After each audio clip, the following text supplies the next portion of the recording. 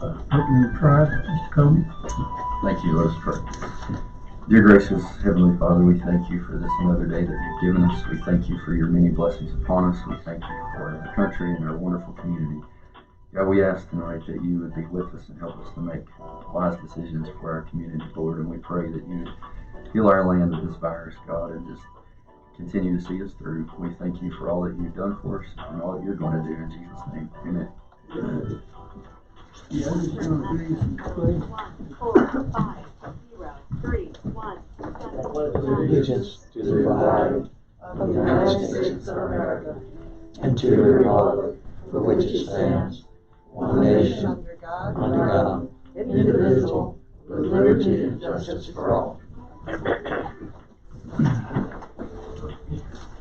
All right, now I'll read this before I forget it. So, it is the intent that all persons attending the meeting of the board, regardless of handicapping conditions, shall have an opportunity to participate. If any person present requires any special assistance, please let the board know in order that arrangements can be made. Our next order of business would be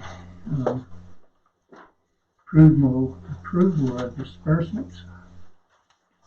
We had some additional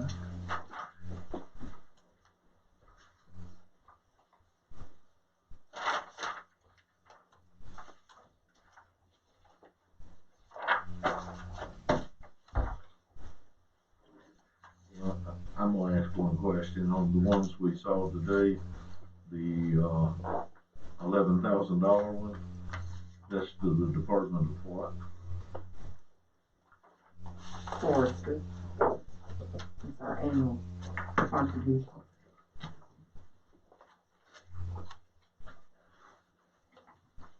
no other questions. Floor is open for motion. So moved. Second. Motion and second. Any other discussion? Ms. Morris? Mr. Yoder? Yes. Ms. Cooperwood? Yes. Mr. Coleman? Yes. Mr. Booth? Yes. Mr. Turner? Yes. Motion carried. Next will be our public hearing concerning the intention of the Board of Supervisors of the County of Floyd, Virginia, to propose for passage a resolution authorizing the issuance of a $15 million general obligation school bond series. Read. Yes, sir. Notice is hereby given to all interested persons of a public hearing concerning the intention of the Board of Supervisors of the County of Floyd, Virginia, to propose for passage at a regular meeting of the Board of Supervisors of the county to be held on Tuesday, September 22nd, 2020 at 7 p.m. or as soon thereafter as possible in the boardroom of the Floyd County Administration Building located at 120 West Oxford Street, Floyd, Virginia, 24091. A resolution authorizing the issuance of an estimated maximum amount of $15 million principal amount of general obligation school bonds of the county. The proposed uses for which more than 10% of the bond proceeds are expected to be used are the financing and refinancing of additions to and renovations of Floyd County High School for new career and technical education facilities, all of which constitute capital projects for public school purposes. The bonds will be sold to the Virginia Public School Authority. Persons may appear and present their views at the public hearing. A copy of the proposed resolution is on file and available for inspection in the Office of the County Administrator, Floyd County Administration Building, 120 West Oxford Street, Floyd, Virginia, 24091, during regular business hours. Anyone having questions on this matter or needing assistance to attend this meeting should contact the Office of the County Administrator, same address. And Mr. Chairman, this was properly advertised on September 3rd and 10th, 2020.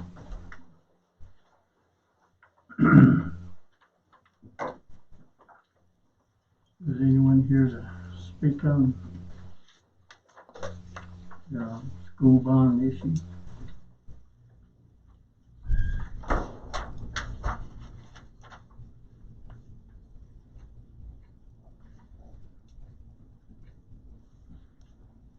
All right. No one wishing to speak, I will close the public hearing concerning it. And you have, item C to adopt the resolution. Of course, Mr. David Rose is here with Davenport, if you'd like to hear his comments first before you do the resolution, or That'd be fine. however you'd like to proceed.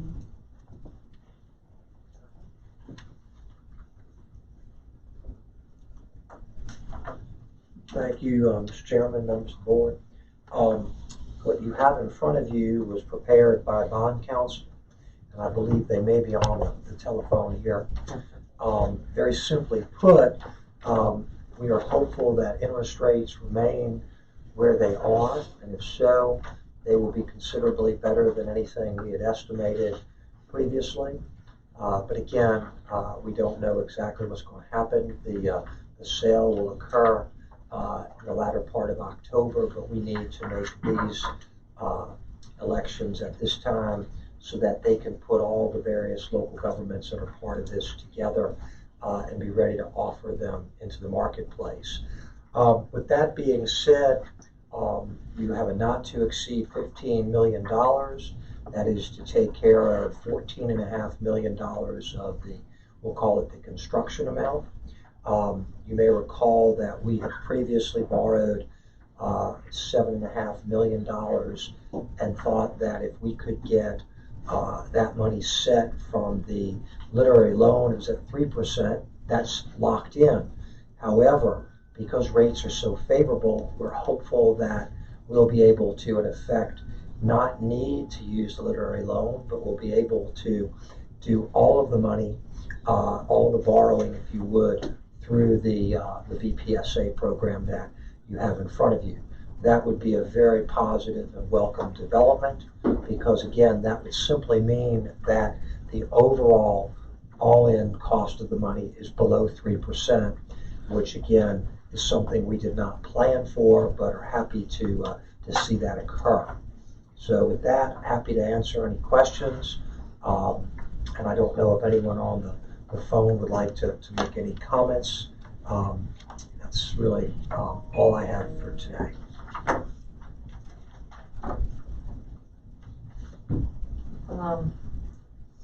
So, on page, I guess, 2, you mentioned that the county should continue to assume that the incremental cost of the high school projects will be equivalent to approximately 2 to 3 cents on the county's real estate tax. Can you further explain that? Yes, Ms. Kuhnbach. You may recall when we worked on the overall program, the multiple borrowings, we took advantage of the natural decline in your debt service. We were able to do certain projects that way. And then we knew that there was just going to be the sheer magnitude of this project. The debt service, even in the best of circumstances, would be between 2 and 3 pennies equivalent. And if the rates hold, all things being equal, will be much closer to 2 pennies, maybe even shade under that, the equivalent. But that we'll find out again in about a month or so. Okay. So that's the answer. So our citizens would be looking at a possible 2-cent tax increase If on our that's, real estate. if that's how you decide to, as a board, Correct. fund this, that's correct. Okay. And the reason, I think you said it best, we always use the word equivalent because if there's some other ways in which you're able to generate those new revenues, then that is what is necessary, equivalent of roughly 2 pennies. Okay. Yeah.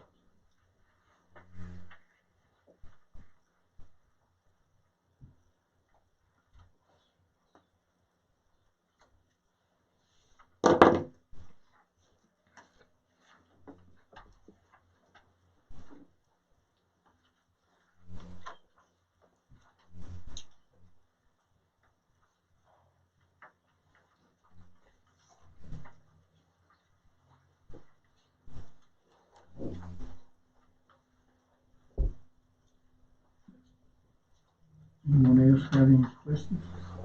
I'm sure I'm probably looking at it. What's the term of the warranty? can see there. Right here. I looked right there. 2.25.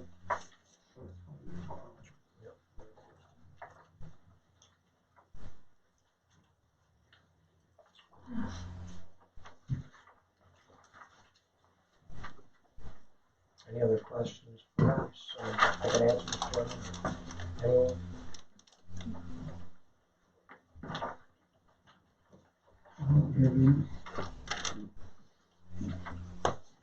Oh, maybe I'll say one more thing, and that is, even though these interest rates are at literally 50 to 60-year lows, you will not lose the opportunity to refinance this if rates either go lower or there's something that you need to do. You have to petition effectively VPSA, and hopefully they would say yes. Even away from that, they regularly monitor the debt that's being issued, so they may at some point contact the county and say these could be refunded for savings purposes, and they do that on a regular basis. So, but if we the county, run into some sort of problems, and hopefully not, we do have that ability to petition them. They may not say yes, but historically they've been very accommodating to local governments. So they've been good that way. And if we do refinance, it would cost us, naturally, right? It depends. If you refinance to save money, it would save you. But Right, but it costs you money to play in that pool. Yes. Okay. Yes. When they did the 60 cents and kept the real estate tax the same, but it was the equivalent of a 3-cent raise instead of reassessment, didn't that already take into account? Yes, that's Yeah. correct. So it's not like you're going to have to add more real estate taxes Right. on top of your Right. your Right. ones right now. It's already built in. Great point.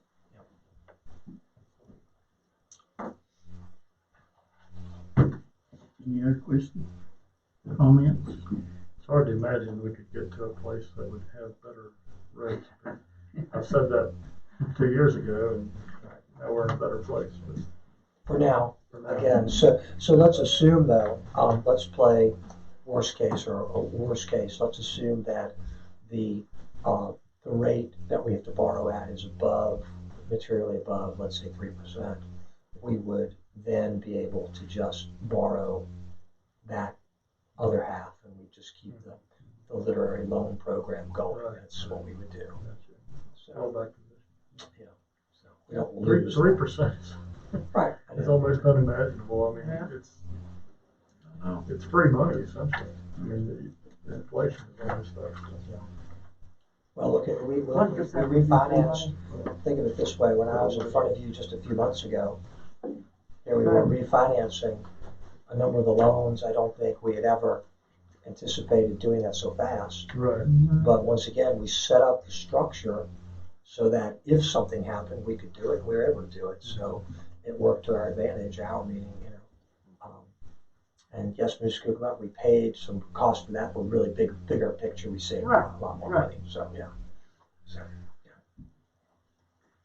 Appreciate you taking the time to be here tonight. Yes, Yeah. I'd love to be here, and appreciate it. Our next step in this process, if the board is agreeable, is to adopt that resolution in item 10C. That's the next step as far as the BPSA application. Mr. Chairman, if it's appropriate, I'll make that motion. Okay, I have a motion, second. Second. Motion and second, any other discussion? Ms. Moore? Ms. Cooperwood? No, Mr. Coleman? Yes. Mr. Yoder? Yes. Mr. Booth? Yes. Mr. Turner? Yes. Motion carried. Thank you. Thank you, Ms. Yoder.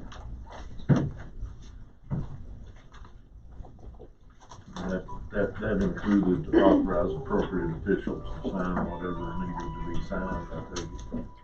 Yes, sir. the resolution included that. I just wanted to make sure. It's a good question to ask now rather than later. Well, yeah, I guess I should have asked it before we voted. Yeah. Well, Still better to ask before we leave. Yeah, before we leave, yeah, definitely. I guess next will be our public hearing on, tax that. We'll go ahead and read that. Ready? The Board of Supervisors of Floyd County, Virginia will conduct a public hearing on September 22nd at 7 p.m. or as soon thereafter as possible in the boardroom of the County Administration Building, 120 West Oxford Street, Floyd, Virginia, on the following proposed ordinance. This is an ordinance to establish a different accrual date for penalty and interest on the 2020 real estate property taxes due on December 5th, 2020. Said ordinance would provide citizens some relief from the penalty and interest on the 2020 real estate taxes due December 5th, 2020 in response to current economic conditions due to the existing public health situation. The proposed ordinance would provide a longer period of time in which citizens could pay 2020 real estate taxes by stipulating that penalty and interest would not begin to accrue on unpaid real estate taxes until January 5th, 2021.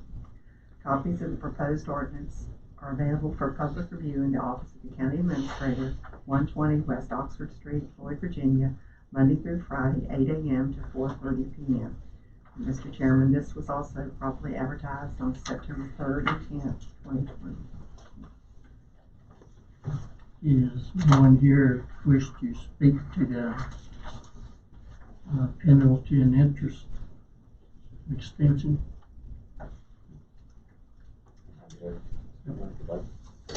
Like go to the podium.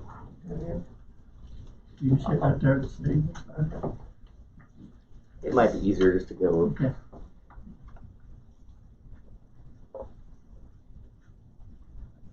Members of the board, you have before you an ordinance, proposed ordinance that would, as the recitation of the public hearing purpose, the advertisement would provide.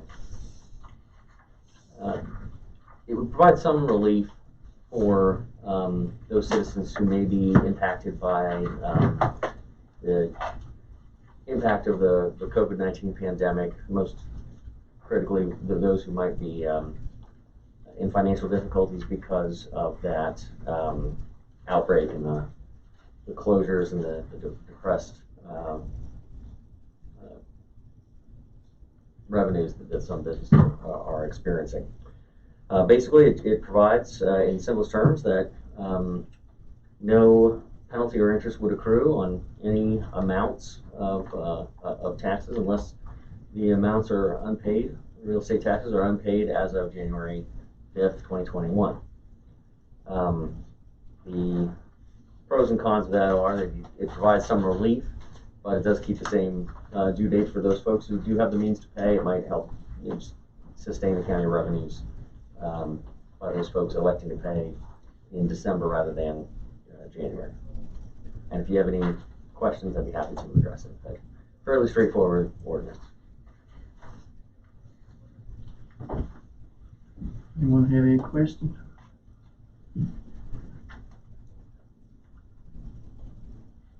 Can be adopted or be it. You've held the public hearing, or you're in the process of holding the public hearing, so you can adopt at your pleasure. Ms. Morris, has the treasurer said anything about collection on our August 5th taxes? Any updates from last month? No, ma'am. Okay. And what, we were at 95%, was it? Collected, was that what I remember? Anybody else? 92. 92? 92, I think. 92? Okay. She said was about average for that time frame. Right. And so to be clear, this would not be for anything left in arrears from the August 5th due, although I guess it would if it's all for 2020. Okay. All right, If you were late on your 2019 taxes, it would have been like that. correct.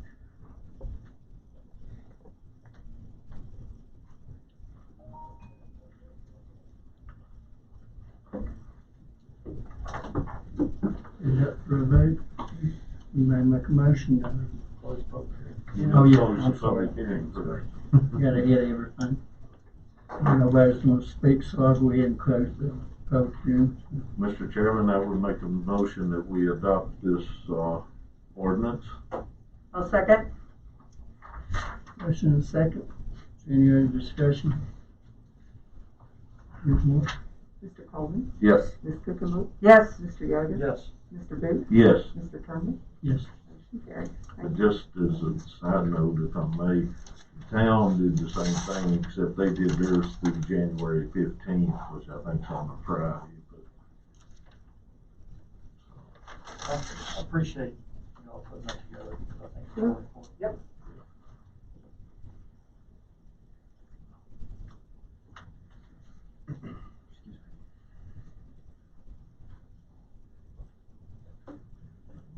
Guess we can move down to yours. When it's time. You wanna wait for the public comment till the 7:45? Just wait, okay.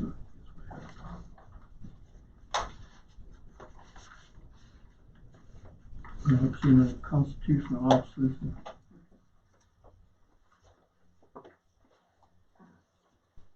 First item under my report is the acceptance of the bid for propane services for October 1 through September 30th, 1-year term. We did give you copies of the 4 bids received from our ad. Based on the bids received, I would recommend that the bid be awarded to Clark Gas and Oil for the next year. A very favorable rate. I'm second that for that place. Yeah.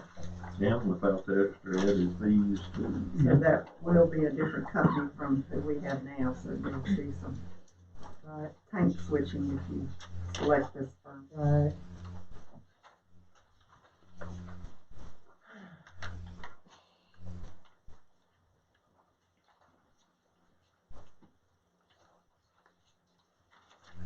Chairman, I make a motion to accept the recommended bid of Clark Gas and Oil for 79.9 cents, or .799 gallon, fixed price.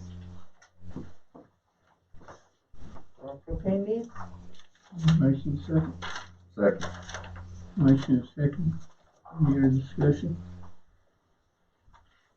Here's more. Mr. Yoder? Yes.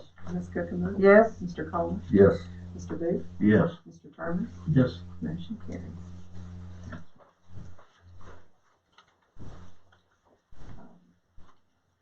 The next item is authorization to advertise a public hearing for a tax exemption request we received. I'm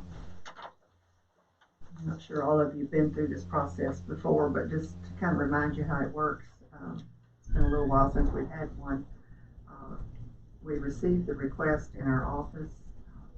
I sent a letter to the requester outlining questions that they must answer for state code. And their responses are attached to this request that I've given you. If they meet all the requirements as per the code, then the request is then brought to you all for your review. And then the next step in the process, if you all are willing to do so, is to set a public hearing to take comments on the matter.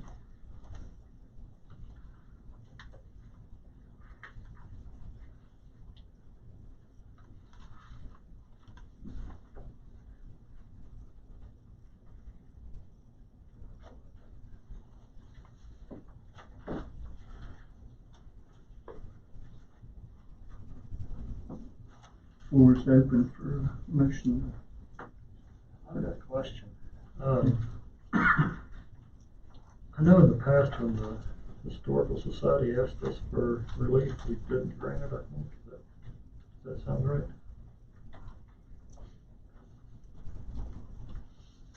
really don't recall about this. It's been probably 10 years. Actually, it may have been before I was elected and I was just coming to meetings. I have to go back and look. There are, if you remember, the last time we had one, there's like, I don't know, 30 or 40 pages in the state code of organizations that are already listed as, so that was the last one we had. They were already in there. They were designated by code. Mm-hmm. All right. Well, and I think, Scouts, if YMCA. I may, also in the code is expressly, if you do a certain amount of educational things, then you're exempted. And I think what they do with this, with the education part, more than qualifies it. I would have to agree with you. What they do with the kids and the children, or I should say children, excuse me, with the children and their programs and the educational programs that I'm aware of, and I'm sure I'm not aware of all of them. But I think in the code, education, an educational facility gets top consideration, I think, doesn't it? We're pretty close to it. Well, I think that the way this application is submitted, it would be for approval by ordinance of the board after a finding that it's a nonprofit organization that provides religious, charitable, patriotic, historical, benevolent, cultural, or public park and playground purposes. Those are the findings. So Educational is not listed within that part of the, I think you'd have to make a determination that the services are charitable or And cultural. or otherwise benevolent. Right. I think it's the finding of the board.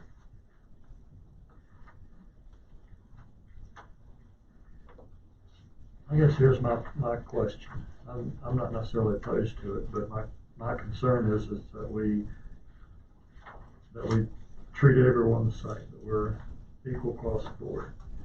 And my memory may be serving me wrong, but I thought that we had, or a former board had denied a request because they were worried about, I shouldn't rely on my memory like this, I guess, but I think they were concerned about how many other organizations would qualify and what it would do to the tax base. But yeah, I just want to make sure that we're even across the board if we go down that path. Because I think right now we do churches. And then anything that happens at a church thereby would be under that umbrella, is that correct? Like a preschool? Well, this is. I understand. I'm just saying, but if a church has a preschool, they're tax exempt, correct? Like in a separate building you're speaking of, or if it's in a separate building or in the building or, on the property of the church, it would be tax exempt, right? That would qualify. Right. The church will qualify anyway. Absolutely. Right. So that Irregardless of educational use, it's non-profit, Correct. also does qualify. Right.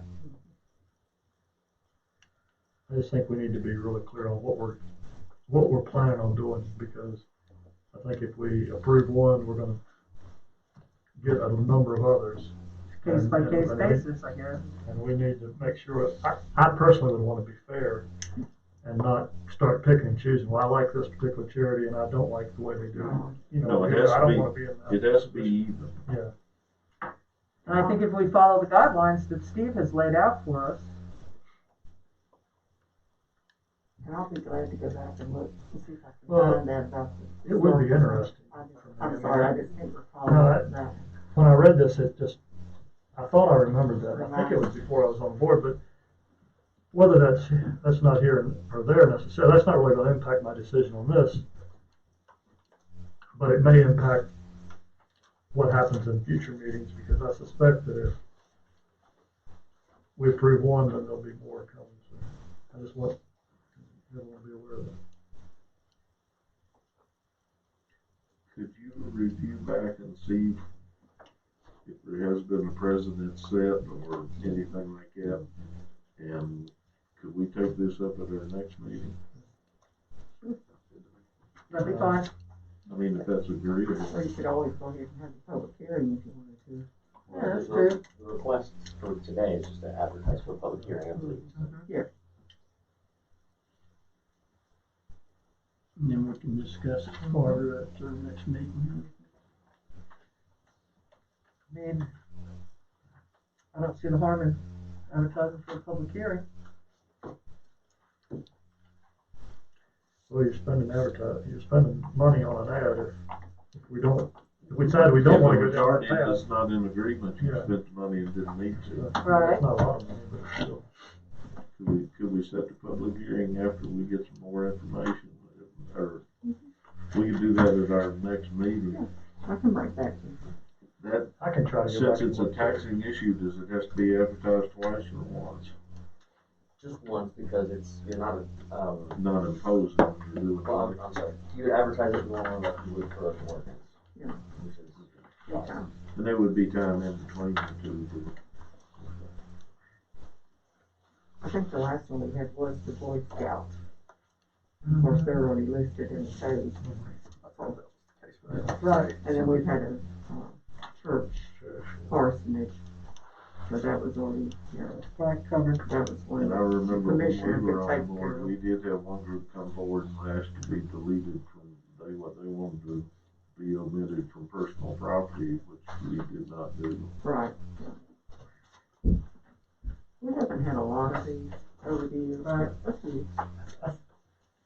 I might be wrong, but I was thinking the request for the last one, the one I remember was for the school building on, just up the road here in town.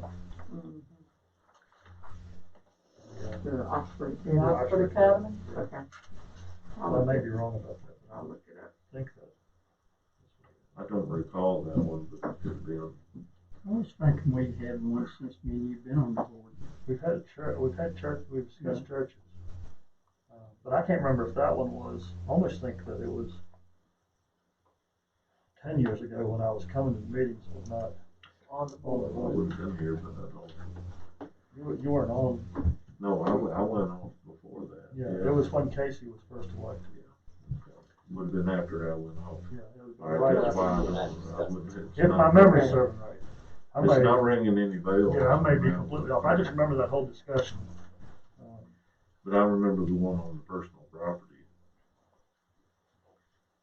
I'll probably be proven wrong.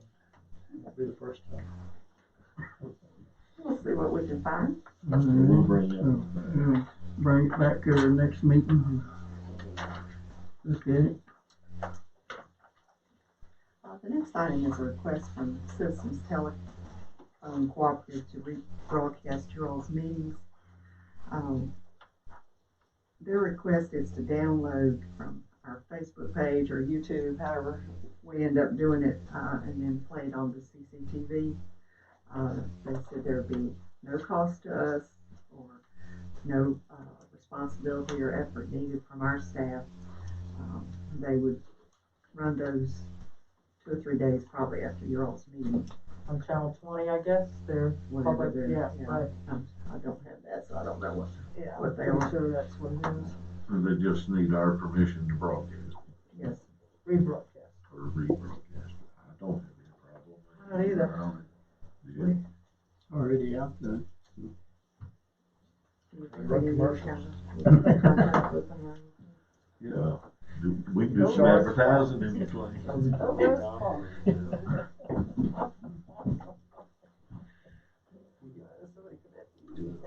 MOU or something.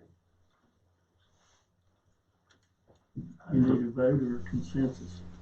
Well, we were just thinking we might wanna do a little simple MOU or something with them, just, Absolutely. I just kinda wanna gauge your interest first. Yeah, some final form, so we can actually see what you're.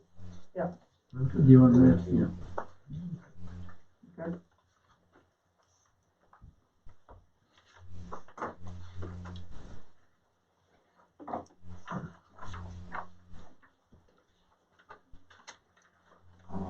Next item was discussion of some options we talked about last month, the re-registration for short-term rentals. Mr. Durbin does have some options for you. Of course, I think I told you all I had spoken with the commissioner concerning the matter. And she was saying for facilities that have not opened back up yet, she's just telling them to wait to re-register again and, not remit the fee at that time. Of course, the fee was put in place originally to recoup some of our costs for the program, such as postage and, staff time and those things. Mr. Durbin might have some options for you all. Thank you, Ms. Morris. I may go back up to the podium just so I can not be looking over my shoulder. You gotta watch your back with me. Yeah, that's not meant personally to any one supervisor. There are a number of ways that you can, address this. You could simply pass an ordinance that would continue. You could waive fees for anyone who's currently registered. You provide in that ordinance that it would be a one-time waiver, so that anyone registering between now and X time would have the fees waived, and then thereafter we would resume the original text of the ordinance without having to have a third ordinance to come back and repeal sort of the emergency interim measure.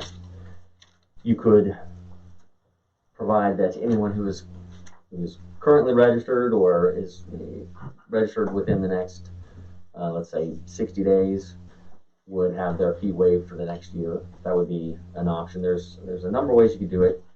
I would just suggest a standard ordinance. We go through our normal process, but put a sunset provision in there in one way or the other. So whatever you're looking for, I think it's a fairly easy thing to accomplish the fee waiver. So inside of whatever we adopted, be similar to what we just did with the penalties and interest. Do it all in one document. We're alleviating them, we're putting it back all in the same.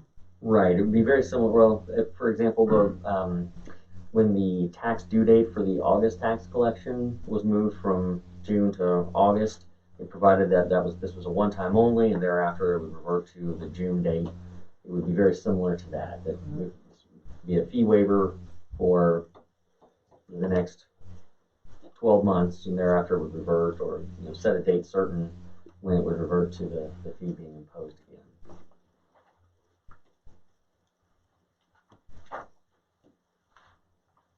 Do we know what amount of money roughly we're talking about?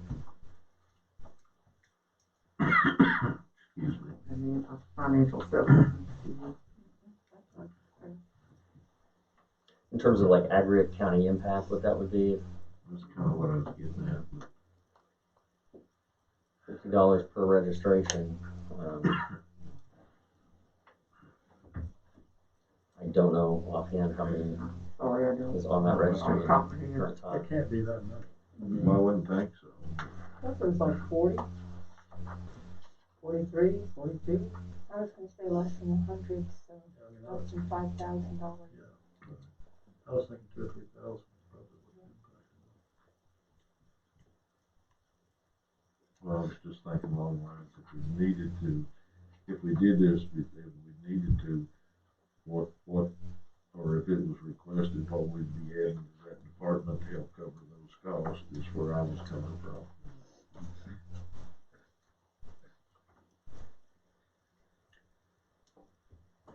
So let me get clarity. So if someone is gonna start an Airbnb or some type of B&B like this, we're saying that they wouldn't have to pay the $50?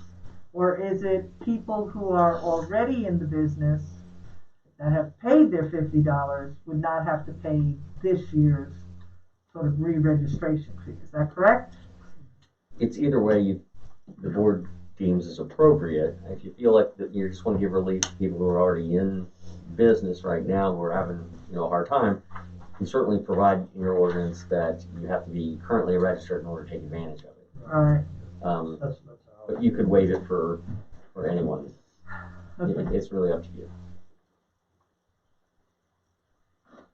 You don't have to have a fee at all, but the purpose of the fee is, as Ms. Morris indicated, is just to help recoup some of the costs of managing the program. Well, and as I recall, it was also to get a handle on just how many of these types of businesses we had in our county. Because Right, before, we didn't even know. Yeah, the registry itself is Yeah. it's just for transparency, so that we know who's operating these kinds Kind of of businesses census, in as the it county. were, of these Yes. businesses, Yeah. And to make sure they're complying with Correct. transient occupancy tax and any sort of health and safety guidelines that there might be in place as well. Right. And I know their staff does spend not a great deal of time, but some time, reviewing the Airbnb site to see new ones in Florida or, those types Yeah. of things. I guess my question is, maybe a little broader question. Why do we need them to register every year? If they're current on their transient occupancy tax under registration, why would we need them to re-register? Because we know they're still in business because they're still submitting their monthly tax receipts. Yeah.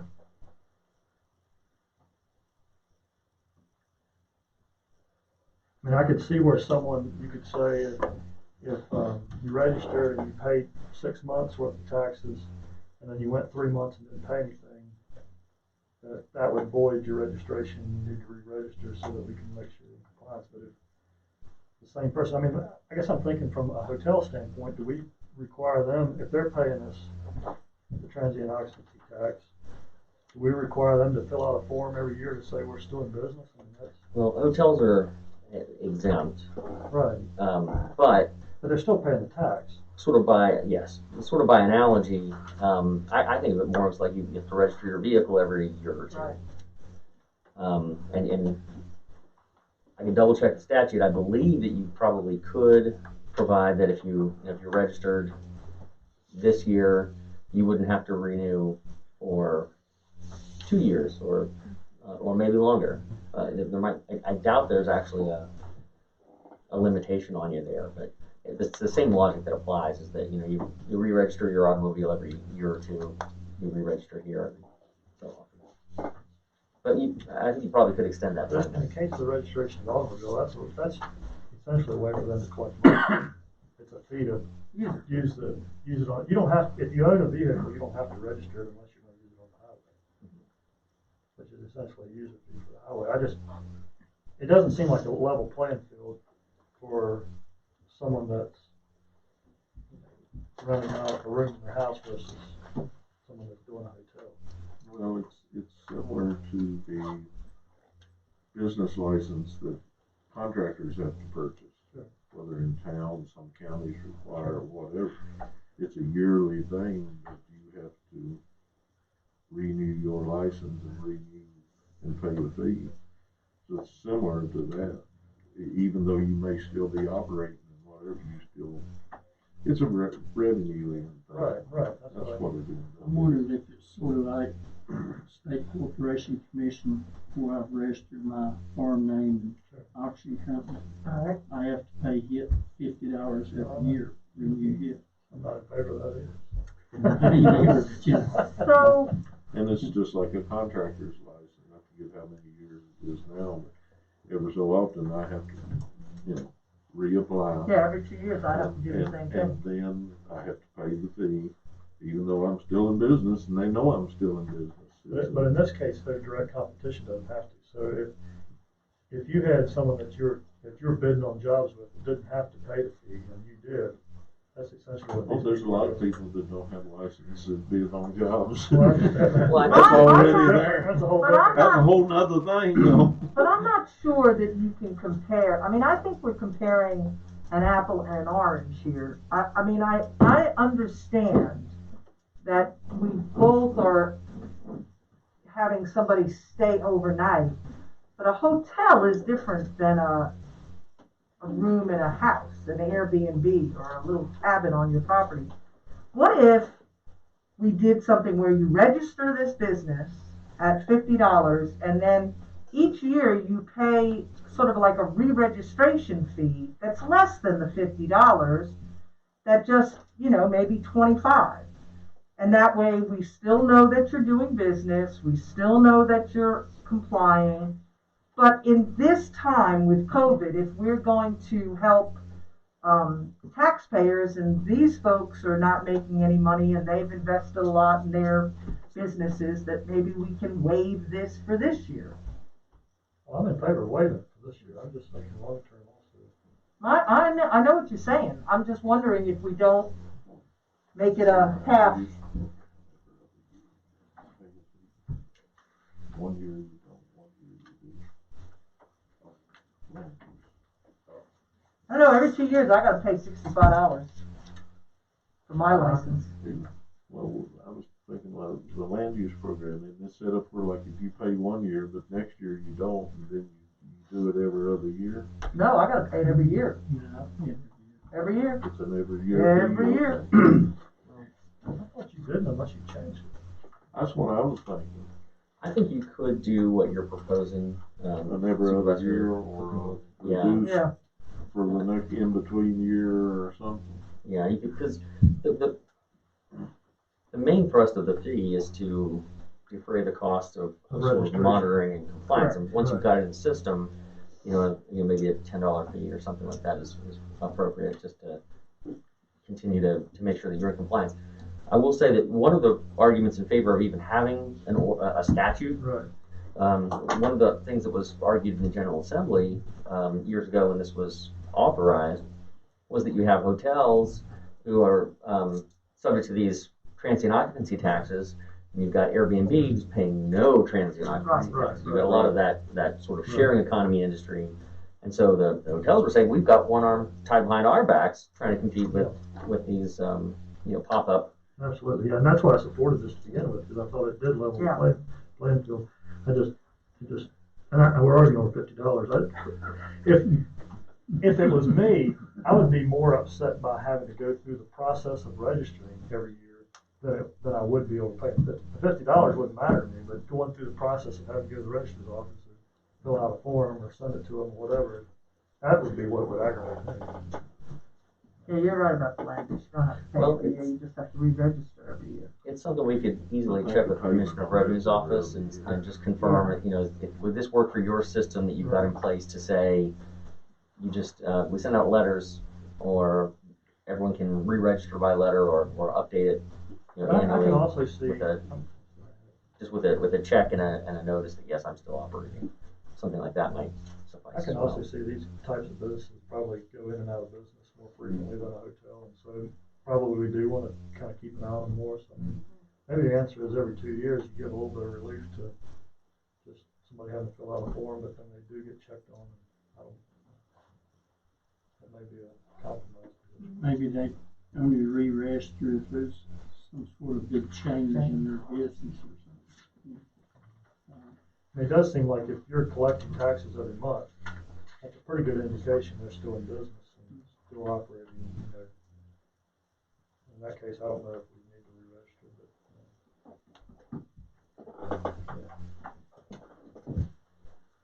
But in the short term, I would love to see something that would give existing businesses the relief from it for 1 year.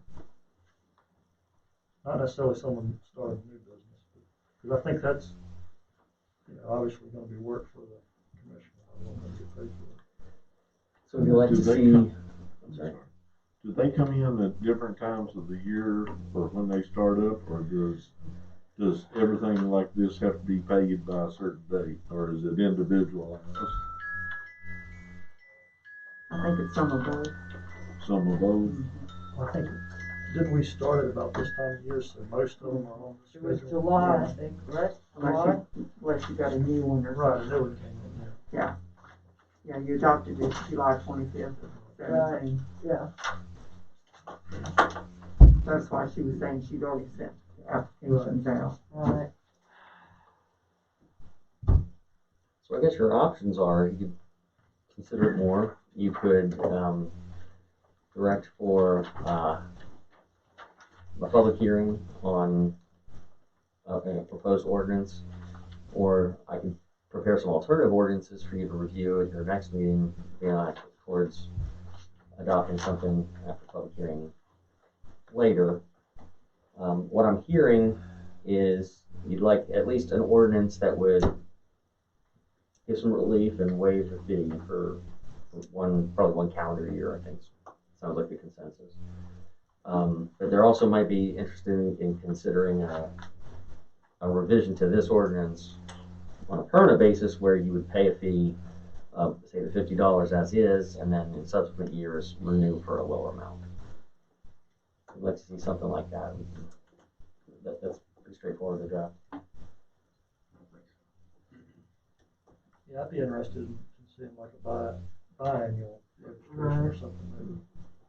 'Cause I mean, I'd be in favor of that. like I said, I think for me, part of the thing that would just irritate me is having to go through the process of registering. But probably $50 wouldn't be. If I paid $50 every other year, it probably wouldn't be as aggravated. But I don't know. I don't like filling out forms. There's always a form. There's always another form. And that's the truth. We'll work on that and bring it back to you. I'd like to know how many businesses are affected, you know, and may make it easier to decide what to do. And if there's been a decrease if some have gone out of business. I for some reason 40 sticks in my head, 41, I don't know. That sounds right. And I was trying to think what I had told you on the email, that 8 or 9 had gone out of business. Right. Completely. And I'd say there'll be a lot more forces, things that way. Yeah, okay. Yeah, I'm not I sure. think there's some people that are just kind of putting them on hold too. They don't necessarily go out of business, but they also Right. don't want someone staying Staying in on their their house. property. Once the coronavirus problem abates a little bit, I could see some kind of demand and people open up their. That's my line. That's up demand? No. That's the heaven debate. No, there definitely is going to be, I mean, we're seeing this in town, that people are getting out driving. I mean, there are more people in town. Yeah, it's amazing. My wife works a day or two a week in town. She says she sees people from all over the country. Yep. And a lot of them, I guess we'll talk about coming to small towns to get away from the city, which only means they're spreading it if they go. Yep. Or could be. I mean, if they have it, you know.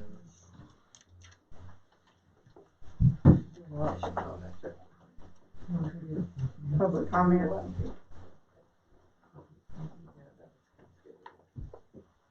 All righty, I'll go ahead and open the floor up for public comment. If there's anyone here who wants to speak during our public comment, we run a little bit over, but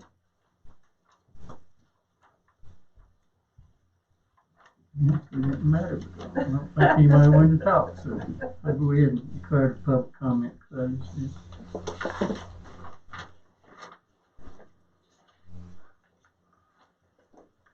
The next item is approval of documents for the Virginia Individual Development Accounts application. Ladina's going to join us and talk to you all about that, about the application a little bit and the documents that we need.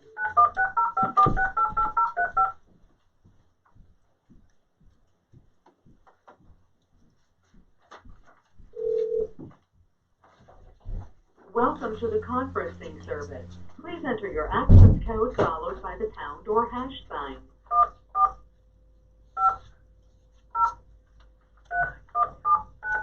You entered 1450317 If this is correct, press. You are the only participant in the conference.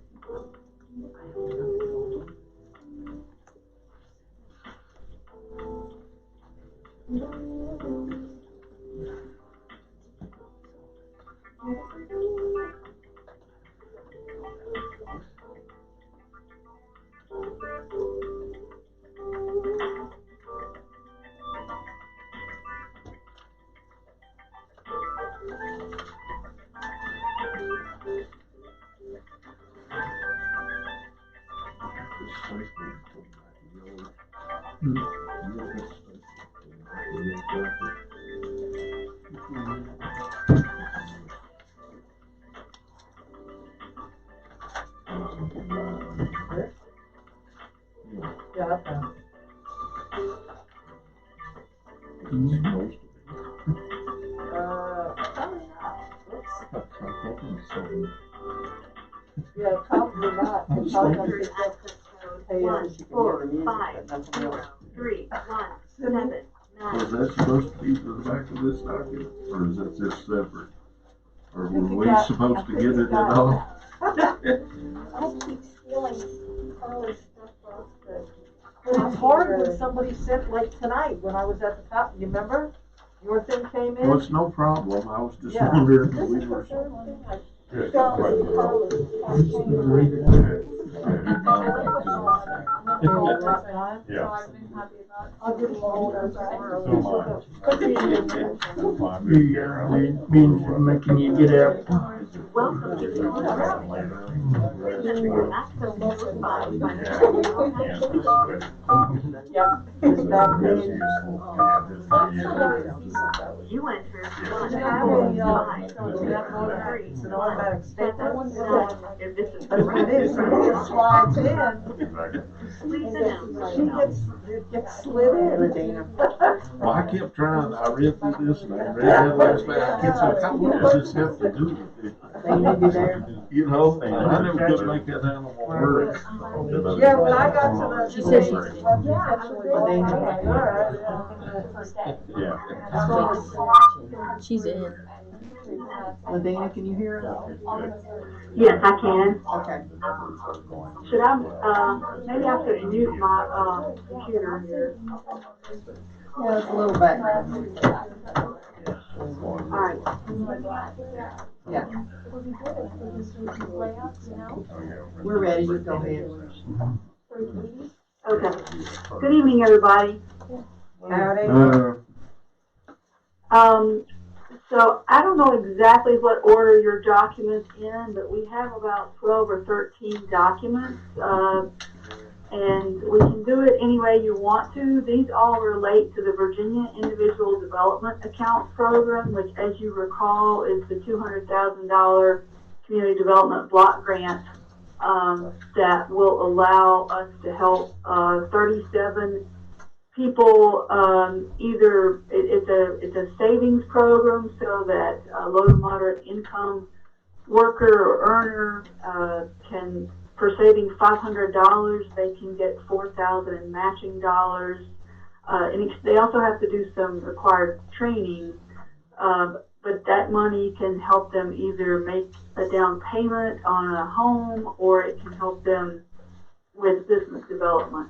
So that's what these documents relate to, and these are pre-contract documents. In other words, these are required forms that we have to do in order to get to the contract. Some of these forms aren't even really relevant to this project, but because these are federal funds that pass through to the state, the forms they require every time, regardless of whether the project is even pertinent to the project. So I'm happy to do this any way you all want to. If we want to look at each one individually, or if you've already had a chance to look at them and you just have specific questions, we can do it whichever way you all would prefer.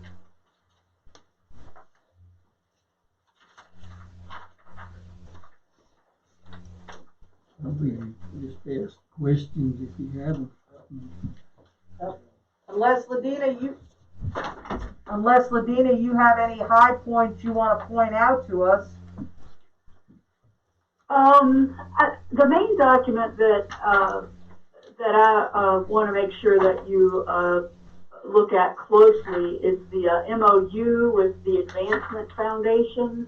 That is the entity that is doing most of the in the trenches work. In other words, we're promoting this program and we're trying to get people interested in it and explaining to them what it can do for them.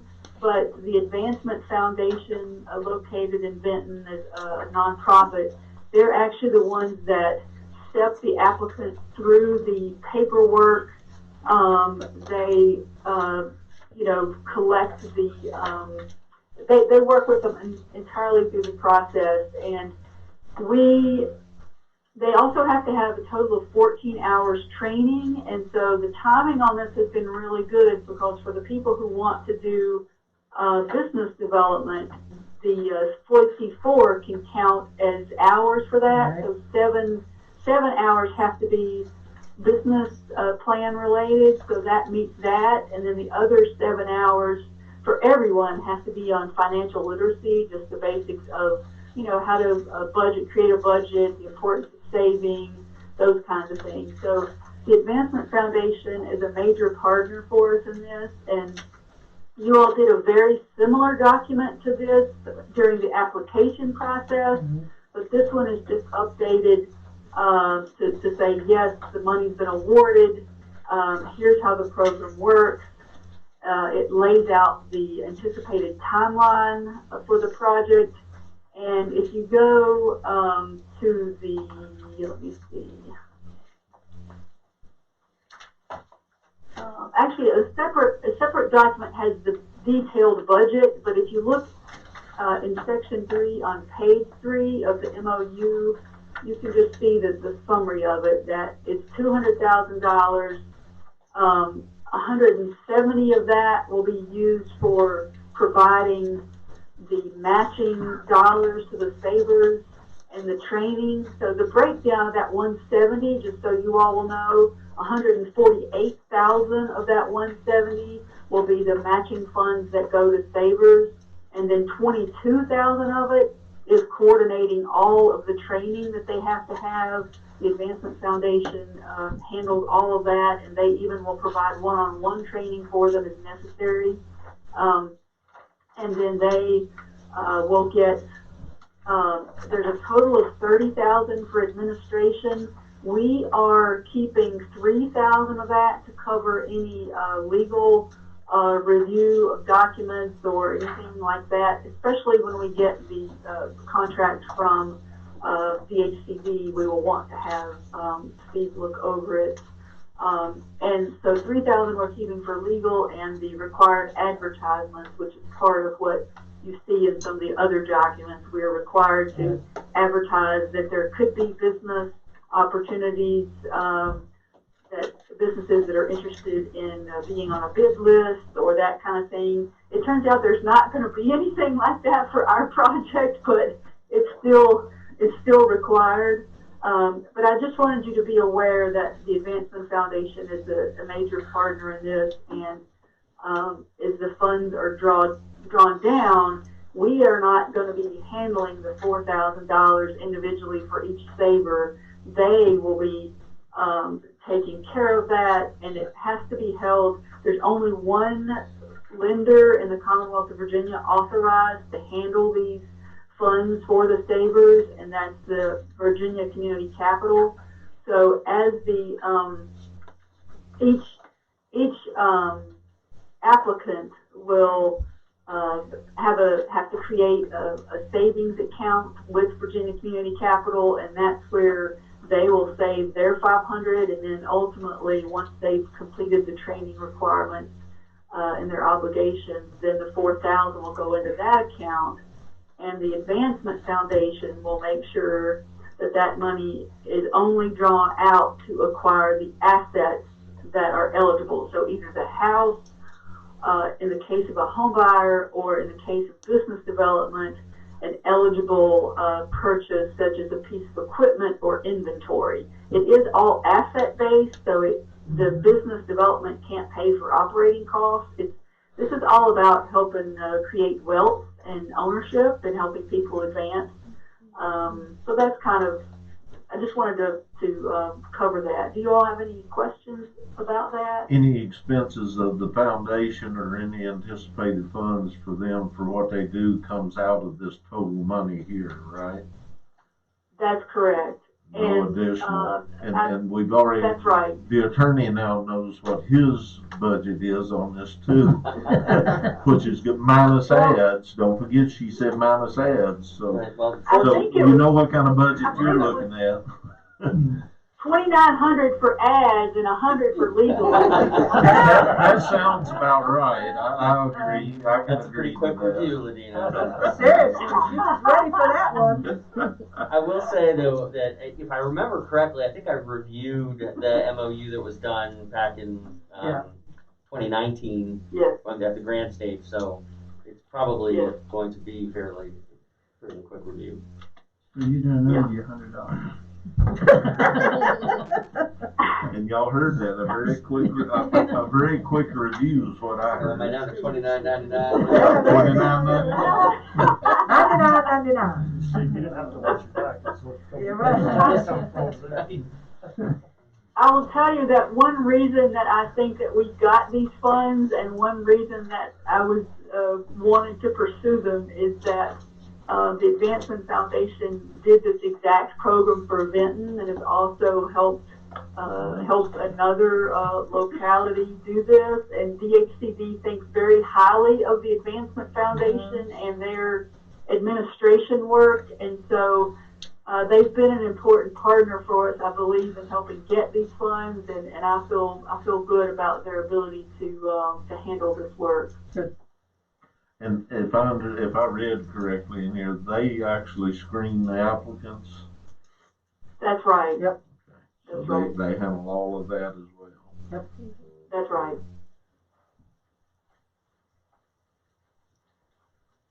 And I don't know how to say this other than just say it. Forgive me. There we go. If they have an oops in their screening process, then if somebody gets something that they shouldn't, then we're liable for that as the county. Is that correct? Or is there something in here that I missed that actually says if the foundation spends or allows to be spent money, they're responsible?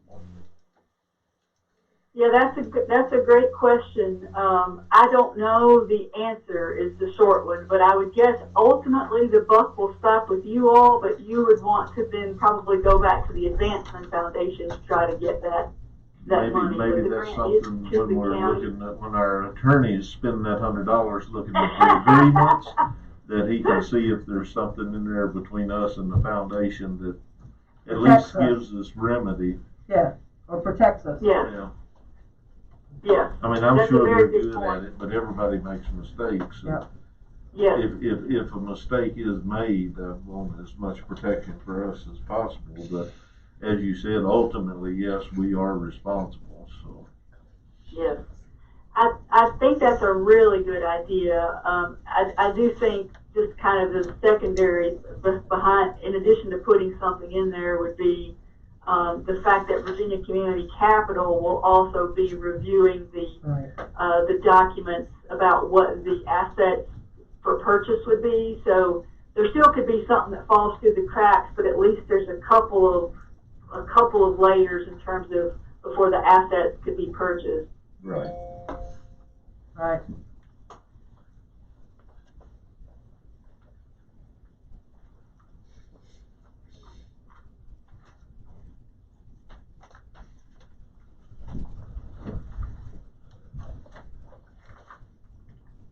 And could they adopt all of these items together as a package, or do you need it separate? Yes.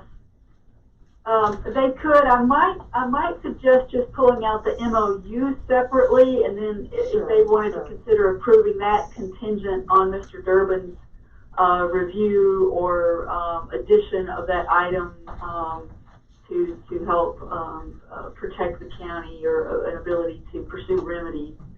That might be good to just pull that one out separate. Okay. Yeah.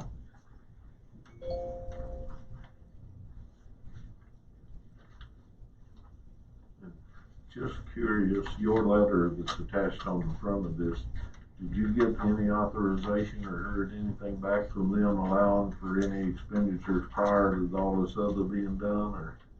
We have to request that. Well, there's a letter attached, I think, where you did request authorization to incur. They have, It's not been submitted yet. We're gonna submit it all together. It's going on again, okay.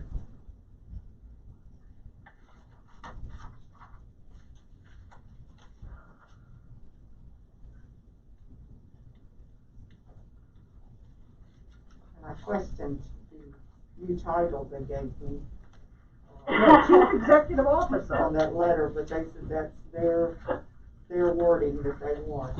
Okay. I don't think a pay increase comes with it, so. I probably have to take it out of Steve's $100. Well, now, there might be a little wiggle room there. Right. So, any other questions?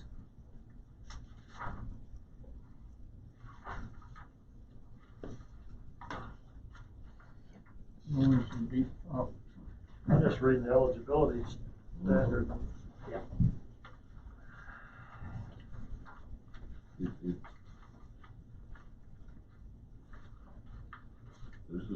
there's a certain criteria to Absolutely. qualify, and,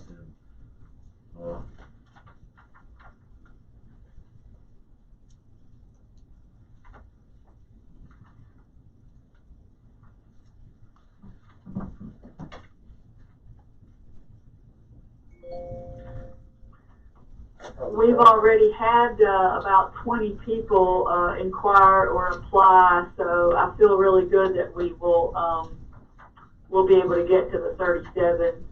My biggest concern are the ones that are doing it for the down payment for a house is will they be able to find a house that they can ultimately afford. Right. But the Habitat townhomes will hopefully be coming online late next year, so that would be seven units that that could work out for these folks. That would leave 30. Not everyone's gonna do it. Yep. no. I think a lot of them are going to, probably at least 2/3 are going to be business, if not more. Yeah.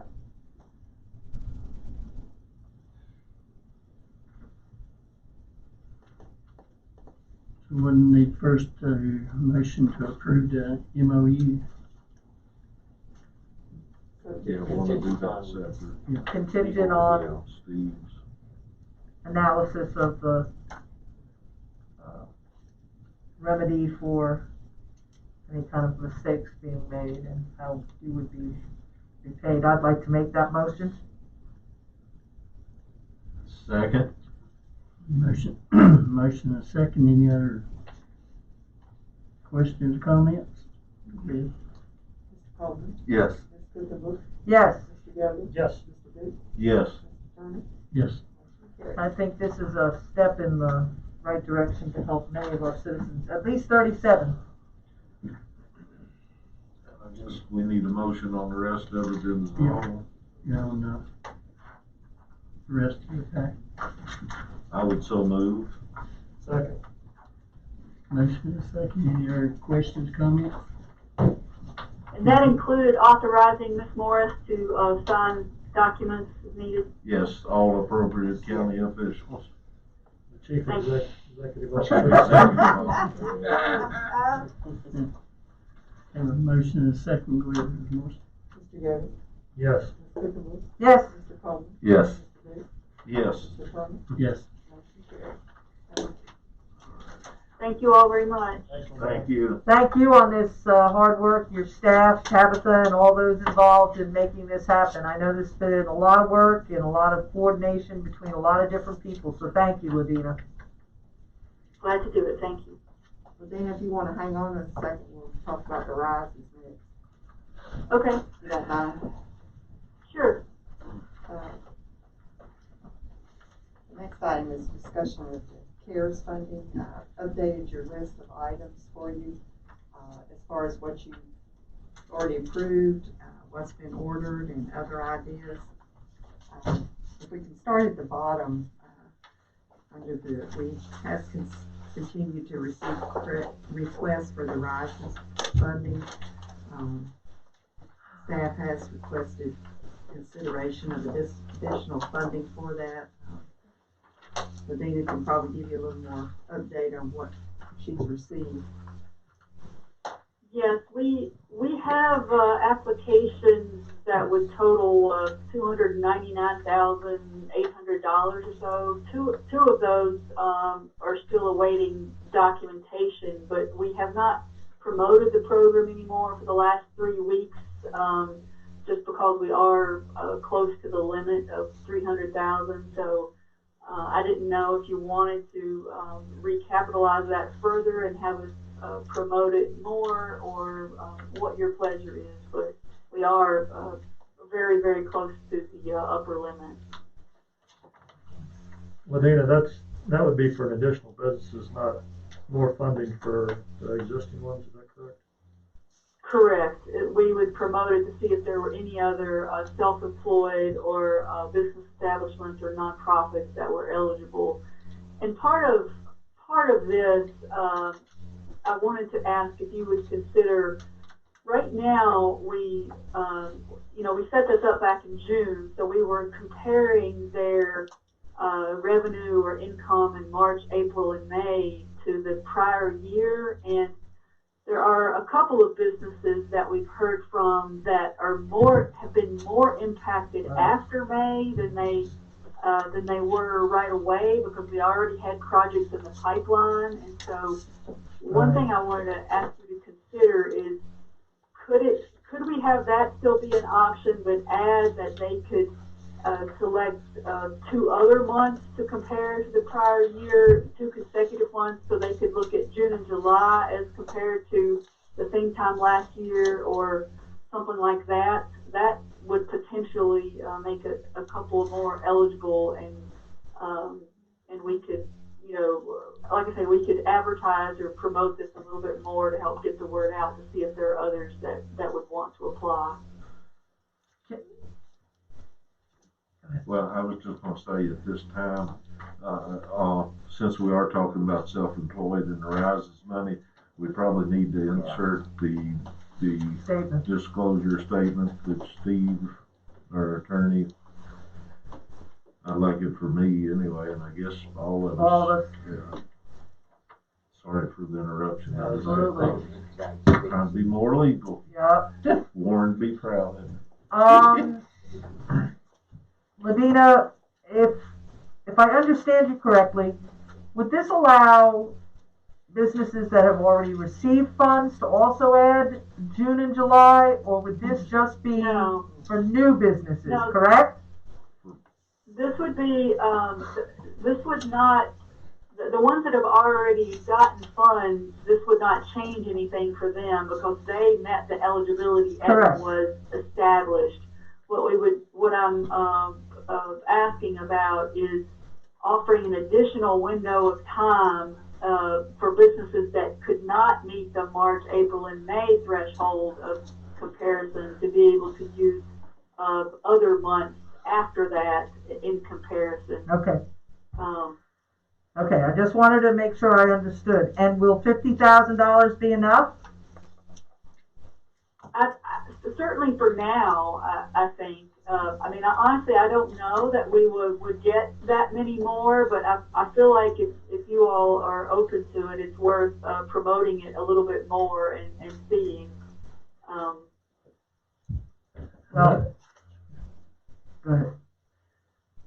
I always go back to the programs I'm used to, but the FSA just came out with their second round of funding, and which is the Farm Service, and the way they're doing it on the second round is the farmer can actually pick the month that he's been most impacted. So I think that's a good way of doing it, and they're doing about a 4-month range, and you pick the date that you want to show for your application. So I mean, I think that would apply here. I mean, it's not every business is going to be different, so why not allow them to pick Do it the on range for any that hasn't already qualified Right, or received right. funds. But if they qualify, any that haven't qualified, I would be open to any 2 months from April till the end of September.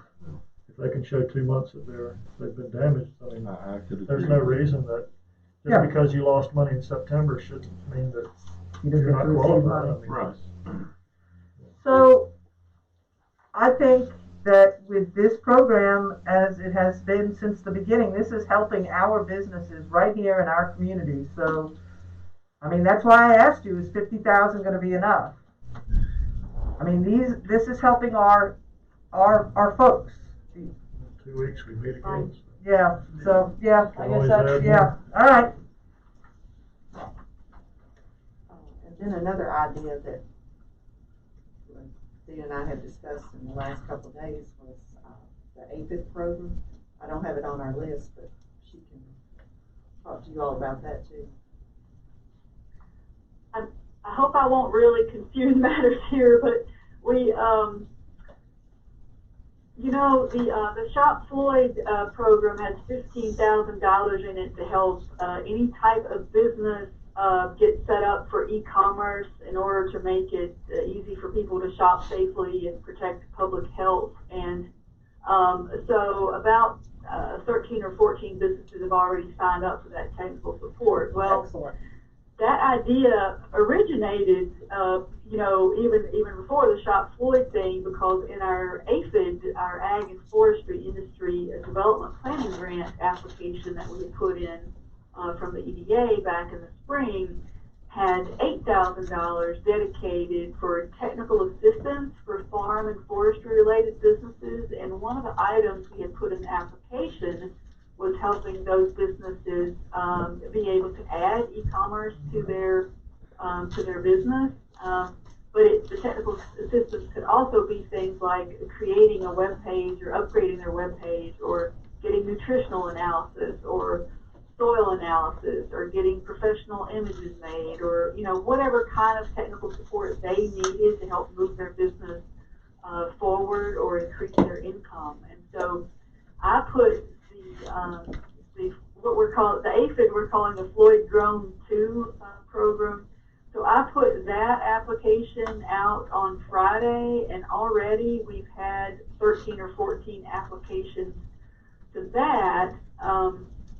3 or 4 of them overlap with Shop Floyd, but most of them don't. And so as Terry and I were talking about it, we were just thinking, I guess there's a couple of potential ways to go. We only have $8,000 in the Floyd Drone or APHID project to help as technical support for the farm and forestry related businesses. And several of them, in addition to wanting to add e-commerce, were hoping to do several of those other things too. So I wondered if we could use the local CARES fund to help them with the e-commerce part, and then we could use the APHID money to help them with the other types of technical assistance that they might need. And if you wanted to do that, I don't know if the simplest thing would be to add that money to the APHID project, or if it would be to add it to the e-commerce support for Shop Floyd. The impact is the same. It's just a matter of the process. So the Shop Floyd is already set up as a public health initiative so that we can help any business with regard to that. We could put similar language in this if you prefer to do it directly through the APHID program. So I guess figure out if you're open or interested in putting more money to that, since the demand seems to be there, and if so, we can look at the best way to do it.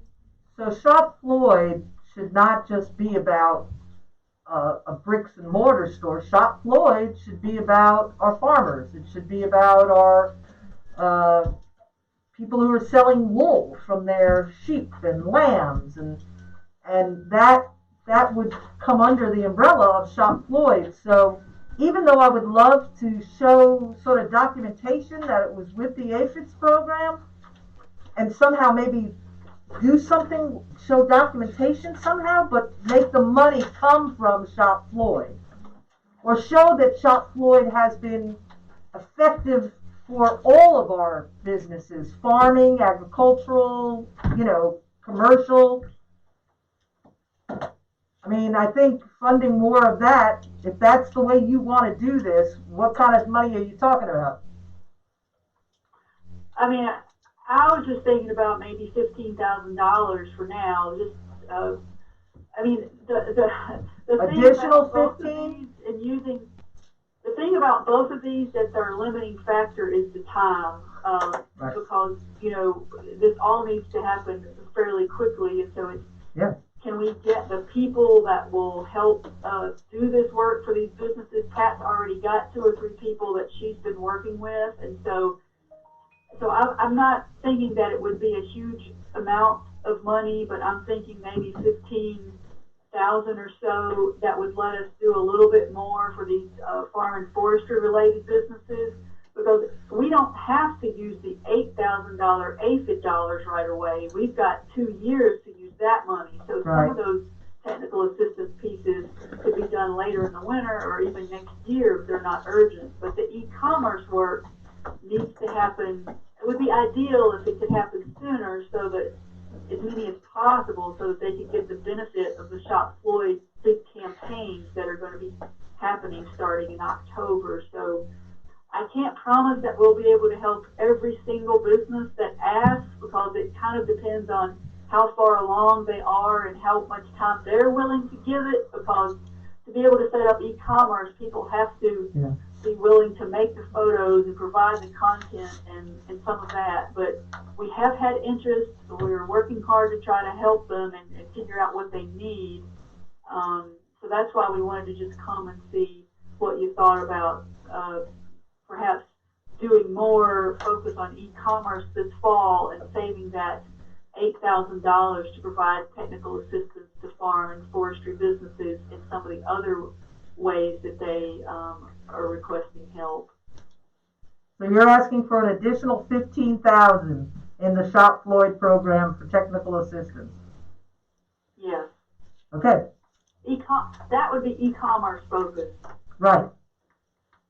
I fully support that, Ladina, and I would say that anything that we can do like this that helps right now, helps our businesses right now, but also has a long-term impact. I mean, that's a positive thing, that we can take this one-time money and make it work for us long-term. That's great. Thank you for that. Yeah, absolutely. This is a way for businesses that never thought they could ever do something like this to really get in on a movement that's spreading throughout the country.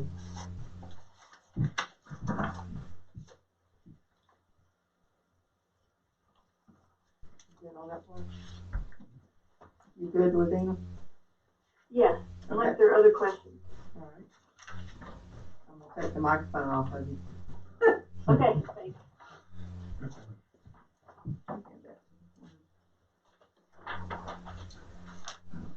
The next item that we had on the list was hazard pay for eligible employees.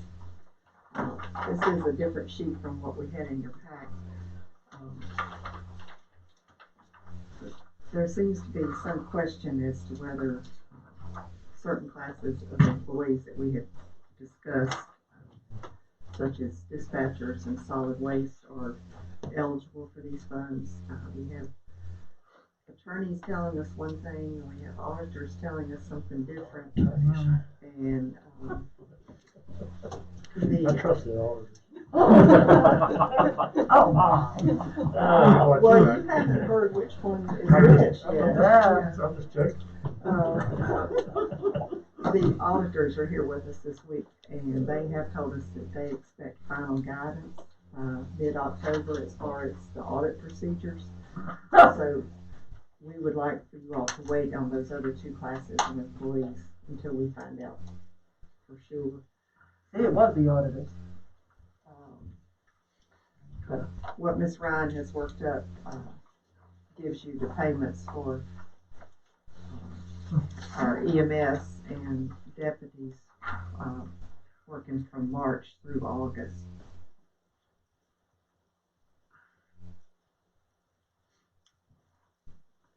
And we've done that with an hourly rate. I think it may be appropriate this time to insert my statement if you would. No. know Some how of the participative statements, I will be into this conversation, but I would like that inserted.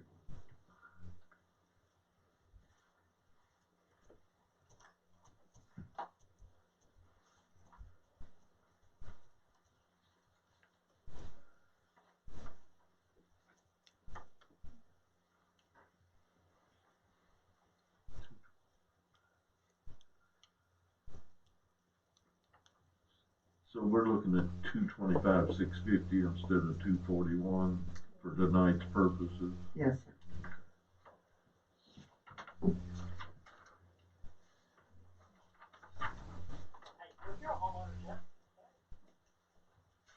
I'm fine with that. If you're looking for consensus. yeah, I am too. I think it would really, particularly for our EMS, I think it would really Absolutely. help with morale. They have, They've been run to death. they have, and so many of the cases are, COVID positive. Yeah. I mean, they deal with this every day. And, And the last 2 weeks have been just yes, brutal. I know they will appreciate that. You also received a request from the PSA for purchase and installation of some radio read water meters. From what I understand, this would allow the employees to remain in the vehicles to read the meters instead of having to get out with public contact. They did estimate a project cost of anywhere between $175,000 and $225,000. I just put the higher number in for discussion. I also have something from the PSA that you'll pass that around for, this is a curtain profit document about chlorinating the water in Floyd. We already got two over here. Did you get one? Yes, sir. You gave me this. You can send that down to the You got it. table. Here it goes. Cindy. Sorry. Like that. Okay. And I don't know if Mr. Maslany is here too. I just received this about 5 minutes before Yeah, time before today, the- so I haven't had time Right. to research this, if it's eligible or not. I know, and I don't know if, may I ask Mike to speak about some of the thoughts on radio read versus this? Would that be okay, Mr. Chair? I know him. Yeah. Is there something else you want to add? Pardon me? Yes, go ahead. was Then there's asking none you- called you up here, No, so I go was ahead. asking if it was Yeah, go okay for ahead. you. Go ahead, she's got the chair tonight already. Oh, excuse me, sorry. It scares me more than anybody else. Thank you very much. I don't have the documents for the radio read pricing, so I can't talk to that a lot, but in general, what it is most of the water meters in the town have a lot of age to them and a lot of vintage to them, so we have a water meter replacement program that we've been looking at for a long time. And typically, currently we're replacing them with meters that are manual read, which is what we've been doing around here since the inception of the PSA. But in moving and thinking forward, there's new technology out there that allows us to take the manual reads and put a wireless, essentially, radio on top of them. And then therefore, they'll report back to the PSA house, and we can monitor everybody's water line for leaks, which is really the most important thing, and tell them, if they have a bill that's going to be exaggerated over their normal bill. And so that program is something that we've talked about for several years, but haven't been able to fund because obviously you can tell by the cost of it that it reaches over $100,000. And typically we've been scurrying around doing fixes, and that's been consuming a lot of our cash to date. So that's what I know about the radio read. The technology is used in several places. Roanoke uses it. I think Montgomery County has certain parts of it, and New River Valley Authority is moving to it too. So it's kind of the future, because everybody riding around in truck reading meters consumes a lot of manual resources, and we'd rather have those people doing other things. So if I could, before we move to the other part, sure. Richard had contacted me about it and asked about sending a letter, which I told him to go ahead. And he said that he had been talking to other jurisdictions, and they were using it through these funds and from the perspective of the employees not having to go up to people or go up to businesses, be around people to help with this crisis. And that's how the other jurisdictions apparently were justifying it. Just wanted to interject that. No, that's good information, Jerry. Thank you. And you know, people are using these funds for everything. You'll start looking around the New River Valley. Everybody's trying to try to find things that will qualify for it, and everybody is kind of short of cash nowadays. That's for darn sure. And everybody's a little worried about the whole situation moving forward, and it still has a long way to play out. So there are a lot of different people doing a lot of different things. As far as the chlorination program goes, we've been discussing this for a long time as well, and that one's been on the table. As you can see, the cost is very high, close to $500,000, and it's not the total cost. We were also looking at adding sand bed filtration to some of the wells too, to pull out some other contaminants that might be in the water, and that would only add to the program, but we didn't think that they would be eligible under this program. The chlorination clearly kills germs, and most localities actually have chlorinated water. We have held off for numerous reasons, mostly because of just the cost in general, and also there's an implication of what we have to do with our tanks and turning over the water, because when you have chlorine in them, it's an issue of how the shelf, really what you call the shelf life of the water in your tanks and in your system. So it's only good for a certain amount of time. So so if we had to look at, you know, what we'd like to do first, of course, everybody would like to spend the most money first and get the biggest bang we could for the buck. But I'm sure we would be happy with whichever program you guys felt or saw fit to apply the money to. We'd be very appreciative. Could these things be purchased and installed by December 31st? See, that's an issue. Both programs could be tight. With the chlorination program, we have to dig, but the digging is something that we do, and we have some contractors who are readily available.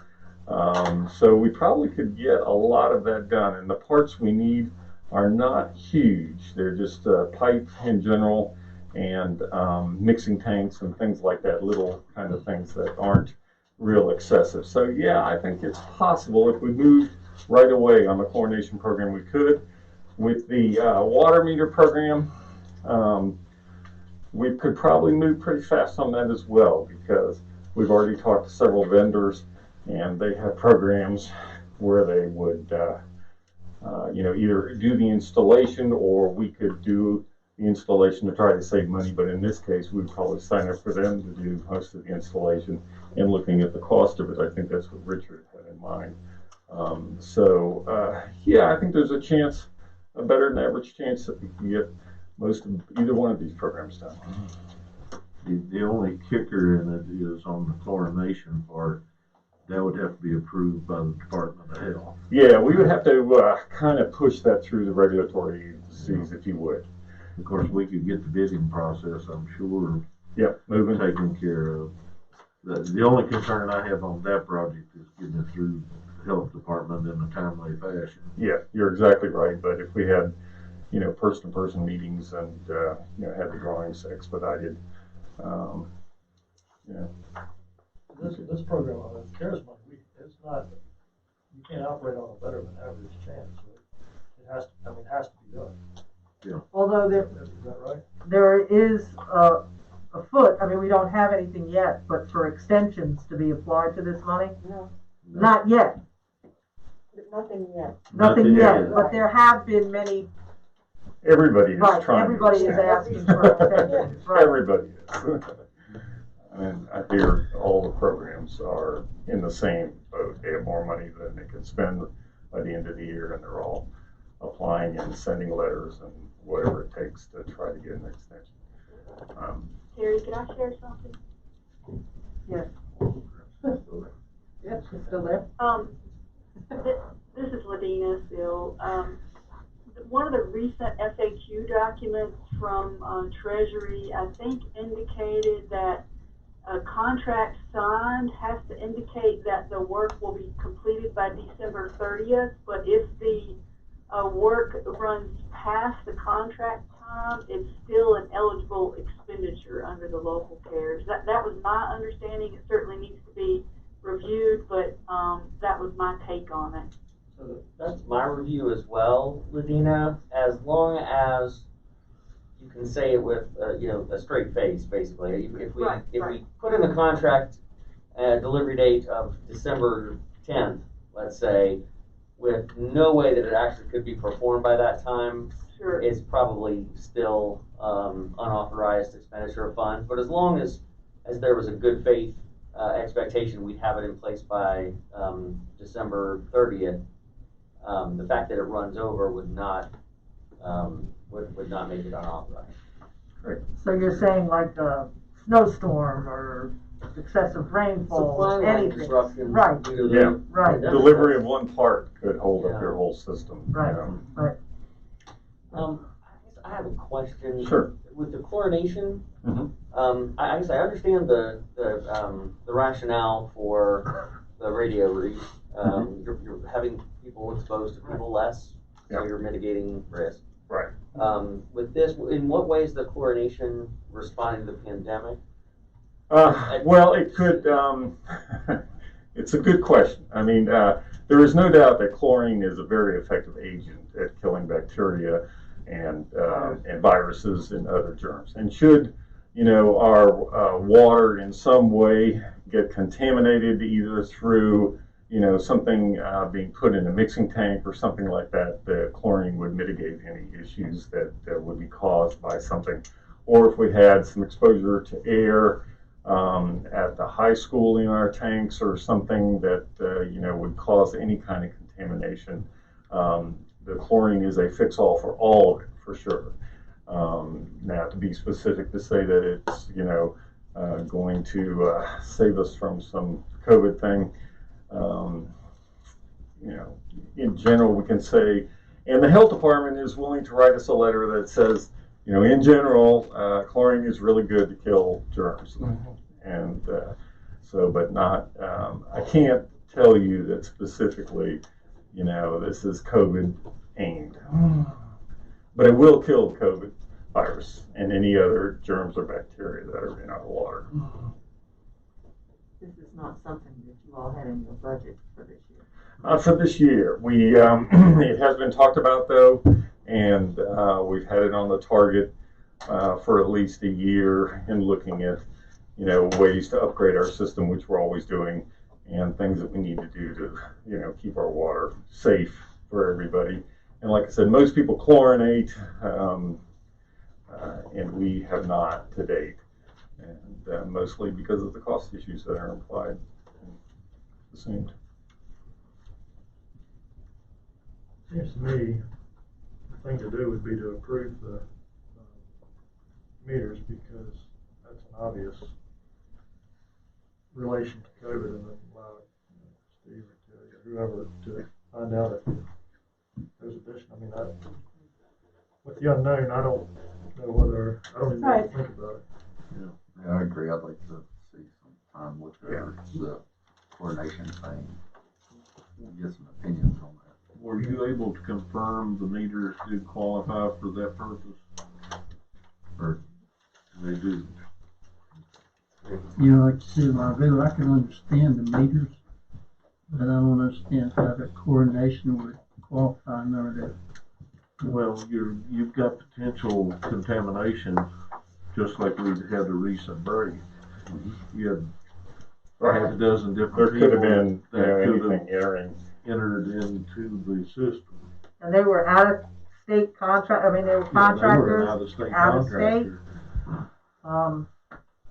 It's not just in the wells, it's not just in the tanks, but Could be anywhere in the system when you Yeah. have a Correct. water break. anywhere in the system that's exposed, you have the potential for contamination. And specifically, speaking about COVID, is there a chance it can be, I don't know the answer to this, but I mean, is there a chance it can be transferred through water system? I hadn't heard that before. Maybe. Well, it's, It is possible. I mean, it's transferred by moisture, which means the water isn't killing it unless there's something in it. But is the So lifespan long enough for it away from someone? that's a I don't great, know. no, I don't either, Lauren. That's a great That's part question. of the investigation. Right. Yeah. And the idea is that it's an aerosol, it's a droplet.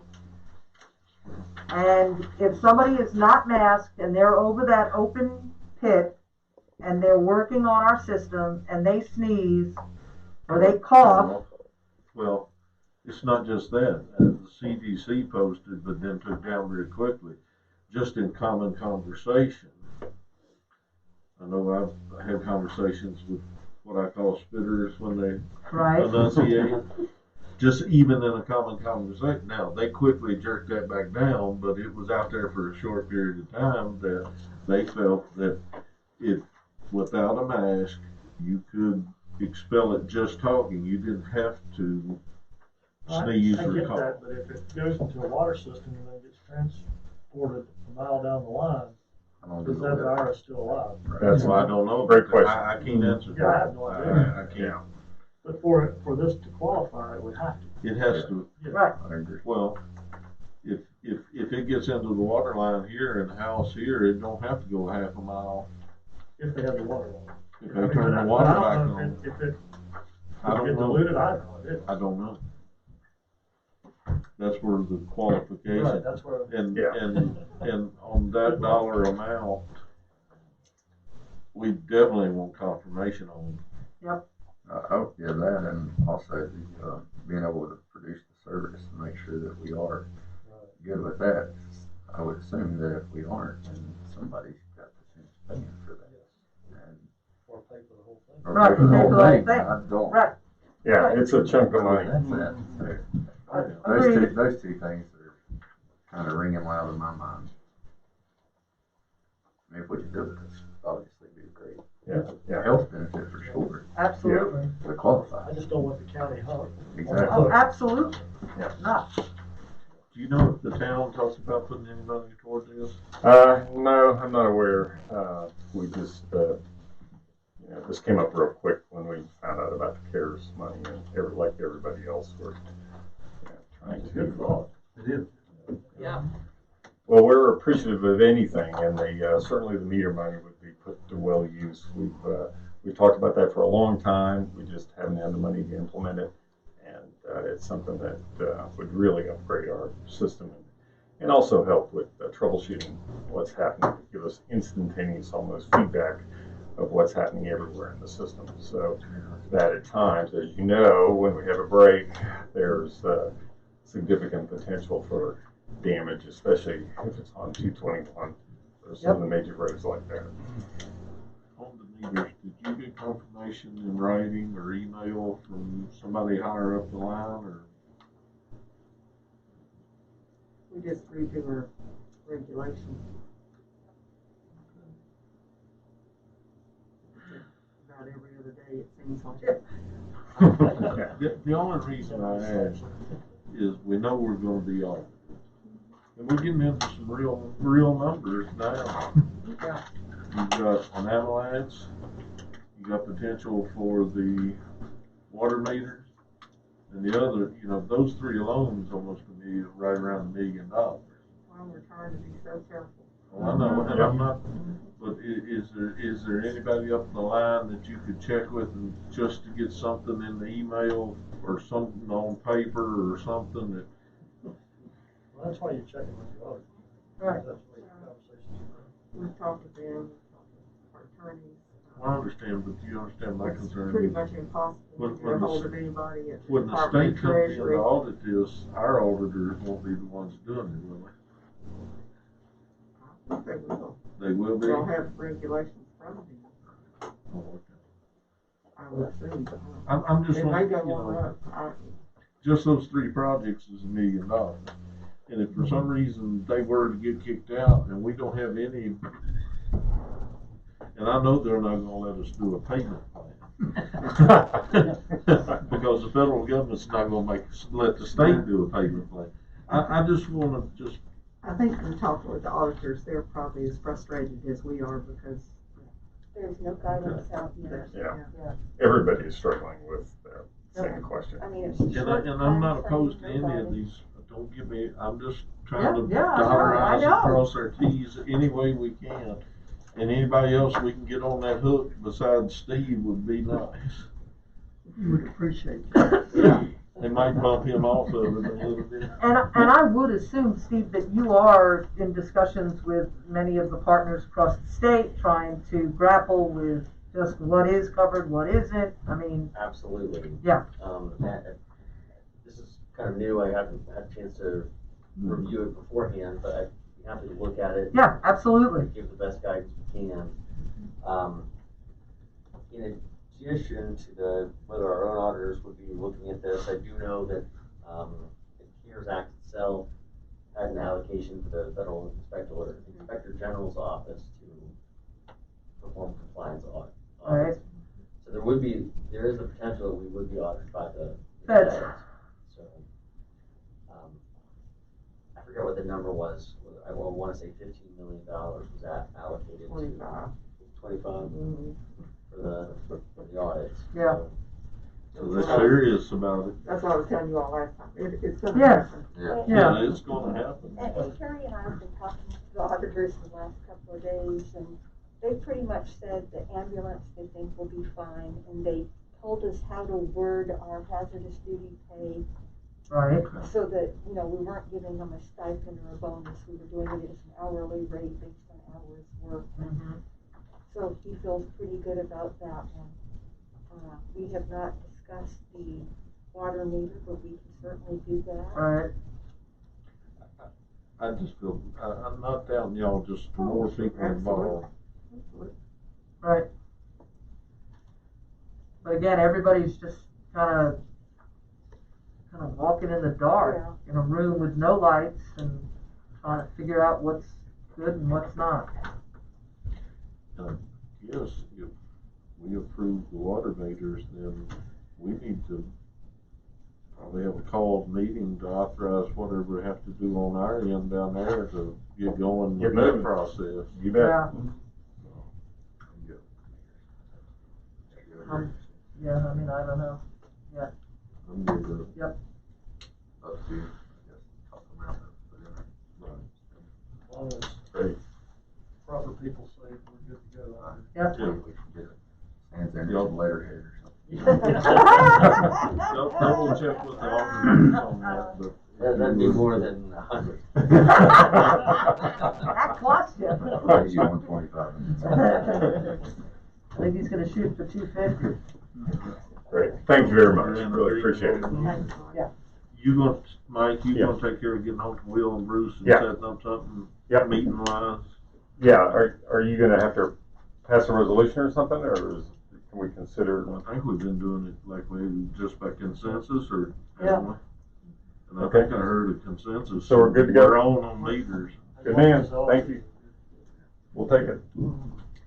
And of course, the last item, as we're going up the list, is the expansion of the task force. Of course, you'll note our share is 10% of the total cost, and it's based on both per capita and equal shares.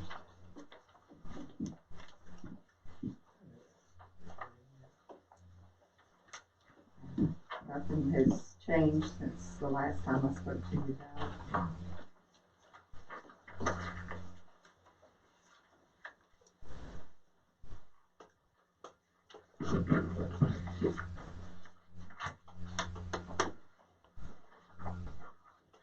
Is this balance at the top on the first page? good with the suggestions that Bob. It does not include that. Okay. Of course, that total at the bottom will be a little different. The changes we've made tonight. Right. And other ones that are still being looked into. Yes. You feel like you got a lot of money, but we're spending a lot of money. Well, but that's, you know, the nature of our conversation last time, it's all local. And So far, that's what's really, yeah, really like. And why I was asking these questions. See where we're at. And if some of these projects, we're trying to get some guidance on how that may play into what we do with this, personally speaking.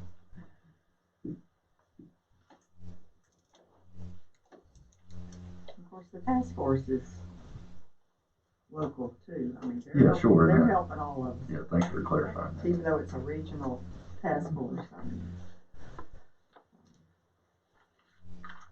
and I know there was concern about that marketing number, but there's 350,000 that's already come out to buy all these masks. And we had, they purchased enough masks for 2 to 3 masks for everybody in the whole New River Valley. yes, sir. Around Christiansburg, they've been begging people to take them. I can't stand it. It feels like you're wearing a blanket over your face. I can't breathe in. No, I can't. I do mine. We like them. It might be great in the middle of winter. I'll take yours. Is that a little $100? That's still, There, consider yourself thankful. there you go. How many's in there? About $10. That was my order.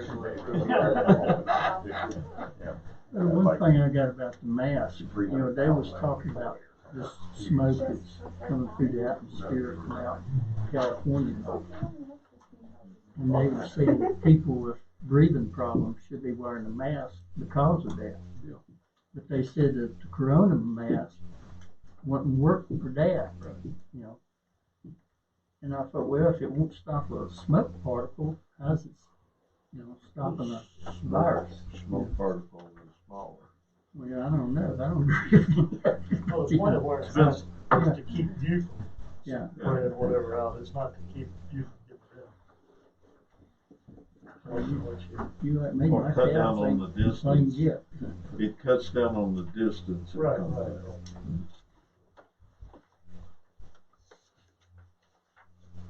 But you know, you go in the restaurant, you gotta wear a mask to get in the restaurant, but then you sit in a room full of people without a mask. Yeah, you go 7 feet, sit down and take it Oh, off. well, it just, Yeah, I know. I'm not going to a restaurant. That's Sorry. people way above my pay grade making those decisions. yeah, that's trouble. You know, some of them it's making it. Well, our total contribution to the task force for everything you've got listed comes out at 304,408. That's on cost per capita and equal shares. We could also go on cost based on per capita, which is, What the group decided on was per capita equal shares. a lot of money for us, I don't know. All the other localities have agreed to this.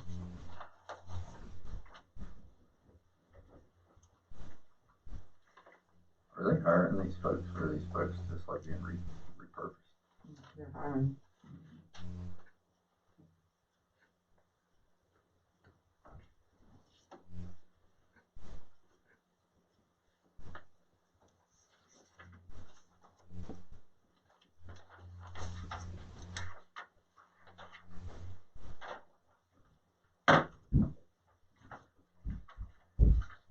I can live with it.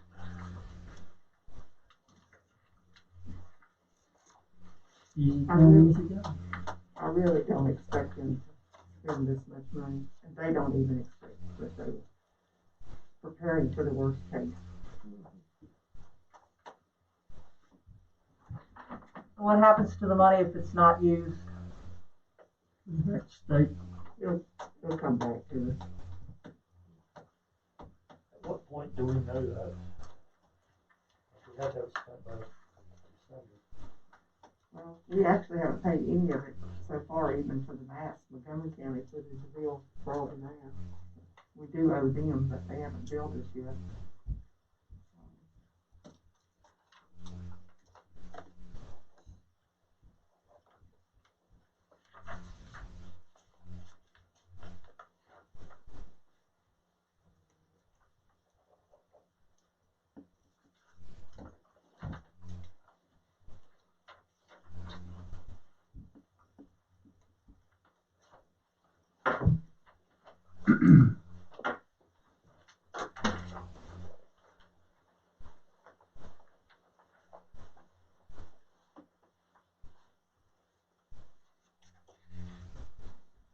Is that all you have on Yes, sir.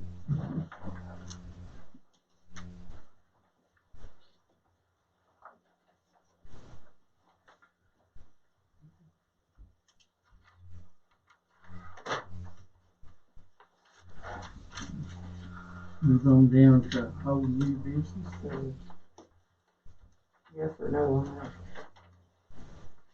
On the task force? oh, I said I could live with it, Need to let them know something. but that's all you got, so that's an answer. you just need a consensus. Right, so I'm trying to,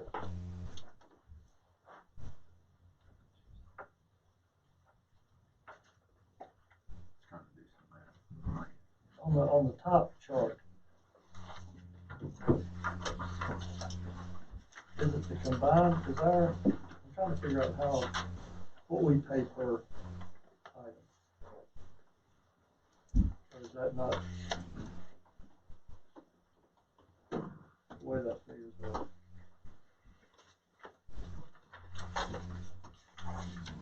Not sure what you're asking, sorry.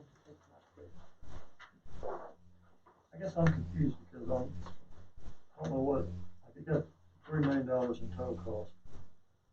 And then cost per capita and equal distribution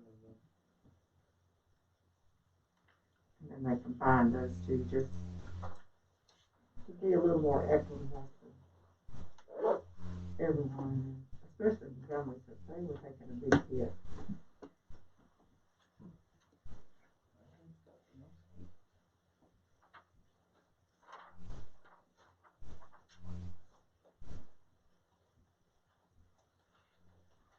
I guess I'm not following. You know, and then if they did it on equal shares, you know, that wasn't exactly fair to the smaller localities. Yeah, us and Giles would be, You know, it really hurt us.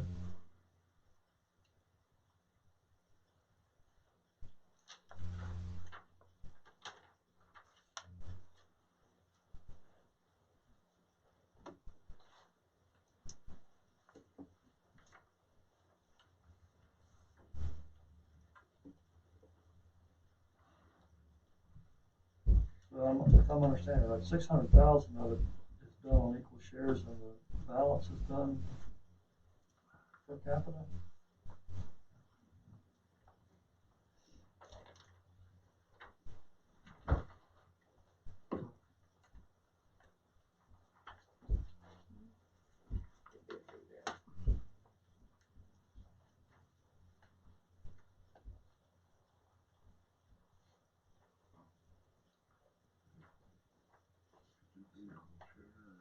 that comes out to, that's how you did it there.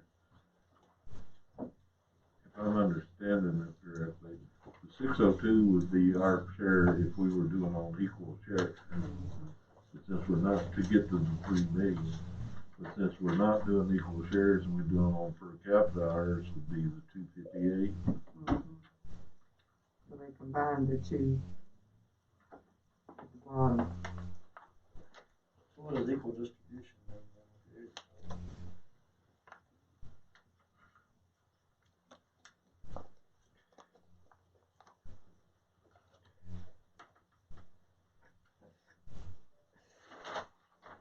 Maybe I'm just real depth, I'm not following what it is. I'm not sure about that column either, Mr. Ernest.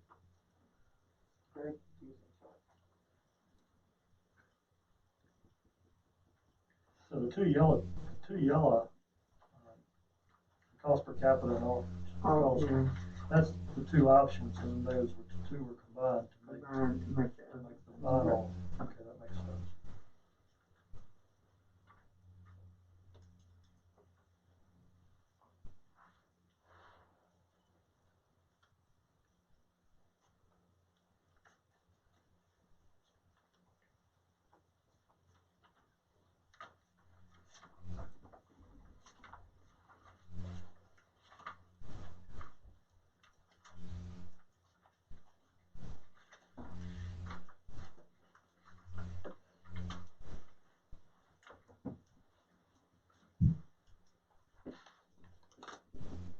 Maybe that final chart is the part that we're done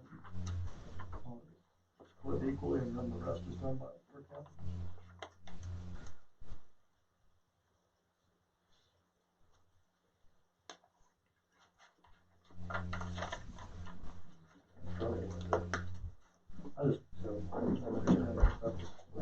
I will say that I have a real issue with 1.197120 amounts of masking and marketing. I know you keep telling me that there was a lot of money spent. I get all that.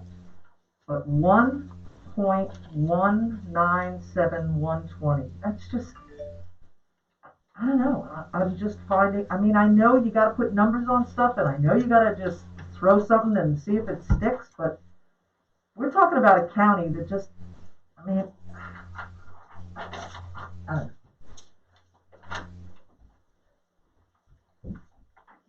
And I'm not saying there's anything wrong about doing stuff regionally. It's just that this is a lot of money.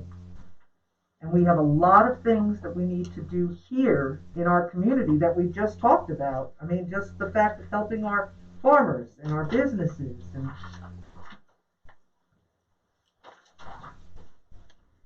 I think that's how the chart is laid out. I think there's the equal distribution is the part Right. is the part that is being split equally, and then the rest of it's done per capita. Correct. Because that makes sense, because the testing and that type of thing is all done per capita, which would make That's what you have sense. to do. I think you're right. I just was having a hard time. Yeah, I'm fine. You okay I'm with okay with it. Yeah, I couldn't understand it. Finally, the light bulb went off. Steve? Yeah, I can, after looking at doing some calculations here, if my math's right, it seems like we still, even with some of the projects we talked about tonight and doing this, we're still okay. Have some, We still have money. Oh, we would still have enough to do the other projects. Oh, right, yeah, that's, and some, Yeah, and some. if I Oh, put yeah, that you're right. right. And that would And- allow us and- to. This regional, I mean, I think the regional approach is appropriate for the testing Mm-hmm. and stuff. I think that's really important. So I don't, if the testing part wasn't part of it, it was just marketing, then I wouldn't necessarily be interested. But I think the testing is really critical for our citizens to have enough tests for the region, because what happens in Montgomery County, you know, if they're testing appropriately, that impacts our citizens. So that's Absolutely. important. How will this be audited? Who will audit the New River Valley Task Force? Do we know? Probably be done through the regional commission. They're handling a lot of the Okay, the administrative work on that. then I can ask some questions Thursday night. You bet. Absolutely.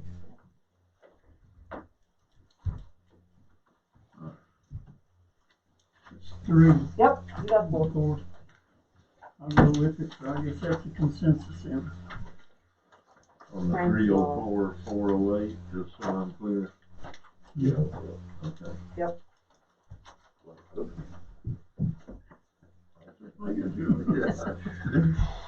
We went all the way around the barn, to make sure we had the door closed.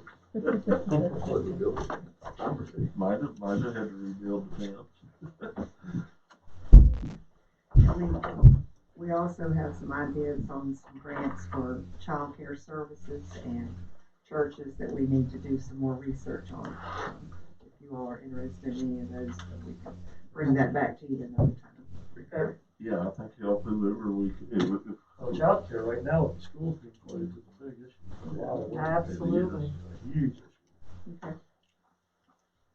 That's the issue for the caregivers. I'm wondering They're if I trying to do everything they need to do to meet the regulations. Absolutely. If I could find some 16-year-old kids that wanted to work on the farm, I could supply some shelter. Good Those luck days with are that. kinda gone. Good luck with That's that. all I had, Mr. Chairman. Okay. Depends on the work. Yeah. Yes, you all right. So we're down to old and new business. Good man, Charlie Brown. Nothing on board member time or whatever. Well, Dana, I'm gonna turn you off.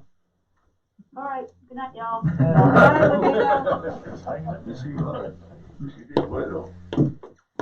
So the next and the last thing is a closed session, and there won't be anything we'll be voting on. So I guess when we come out, we just adjourn. There may be. Yeah, they may be. Oh, there may be, yeah, I'm sorry. I didn't read all of it. So I'll take a motion to go in closed session on 2.2-3711A1. Mr. Chairman, can I also just suggest a brief closed session as well under A8? A8, Consultation with legal counsel, and I'd just be a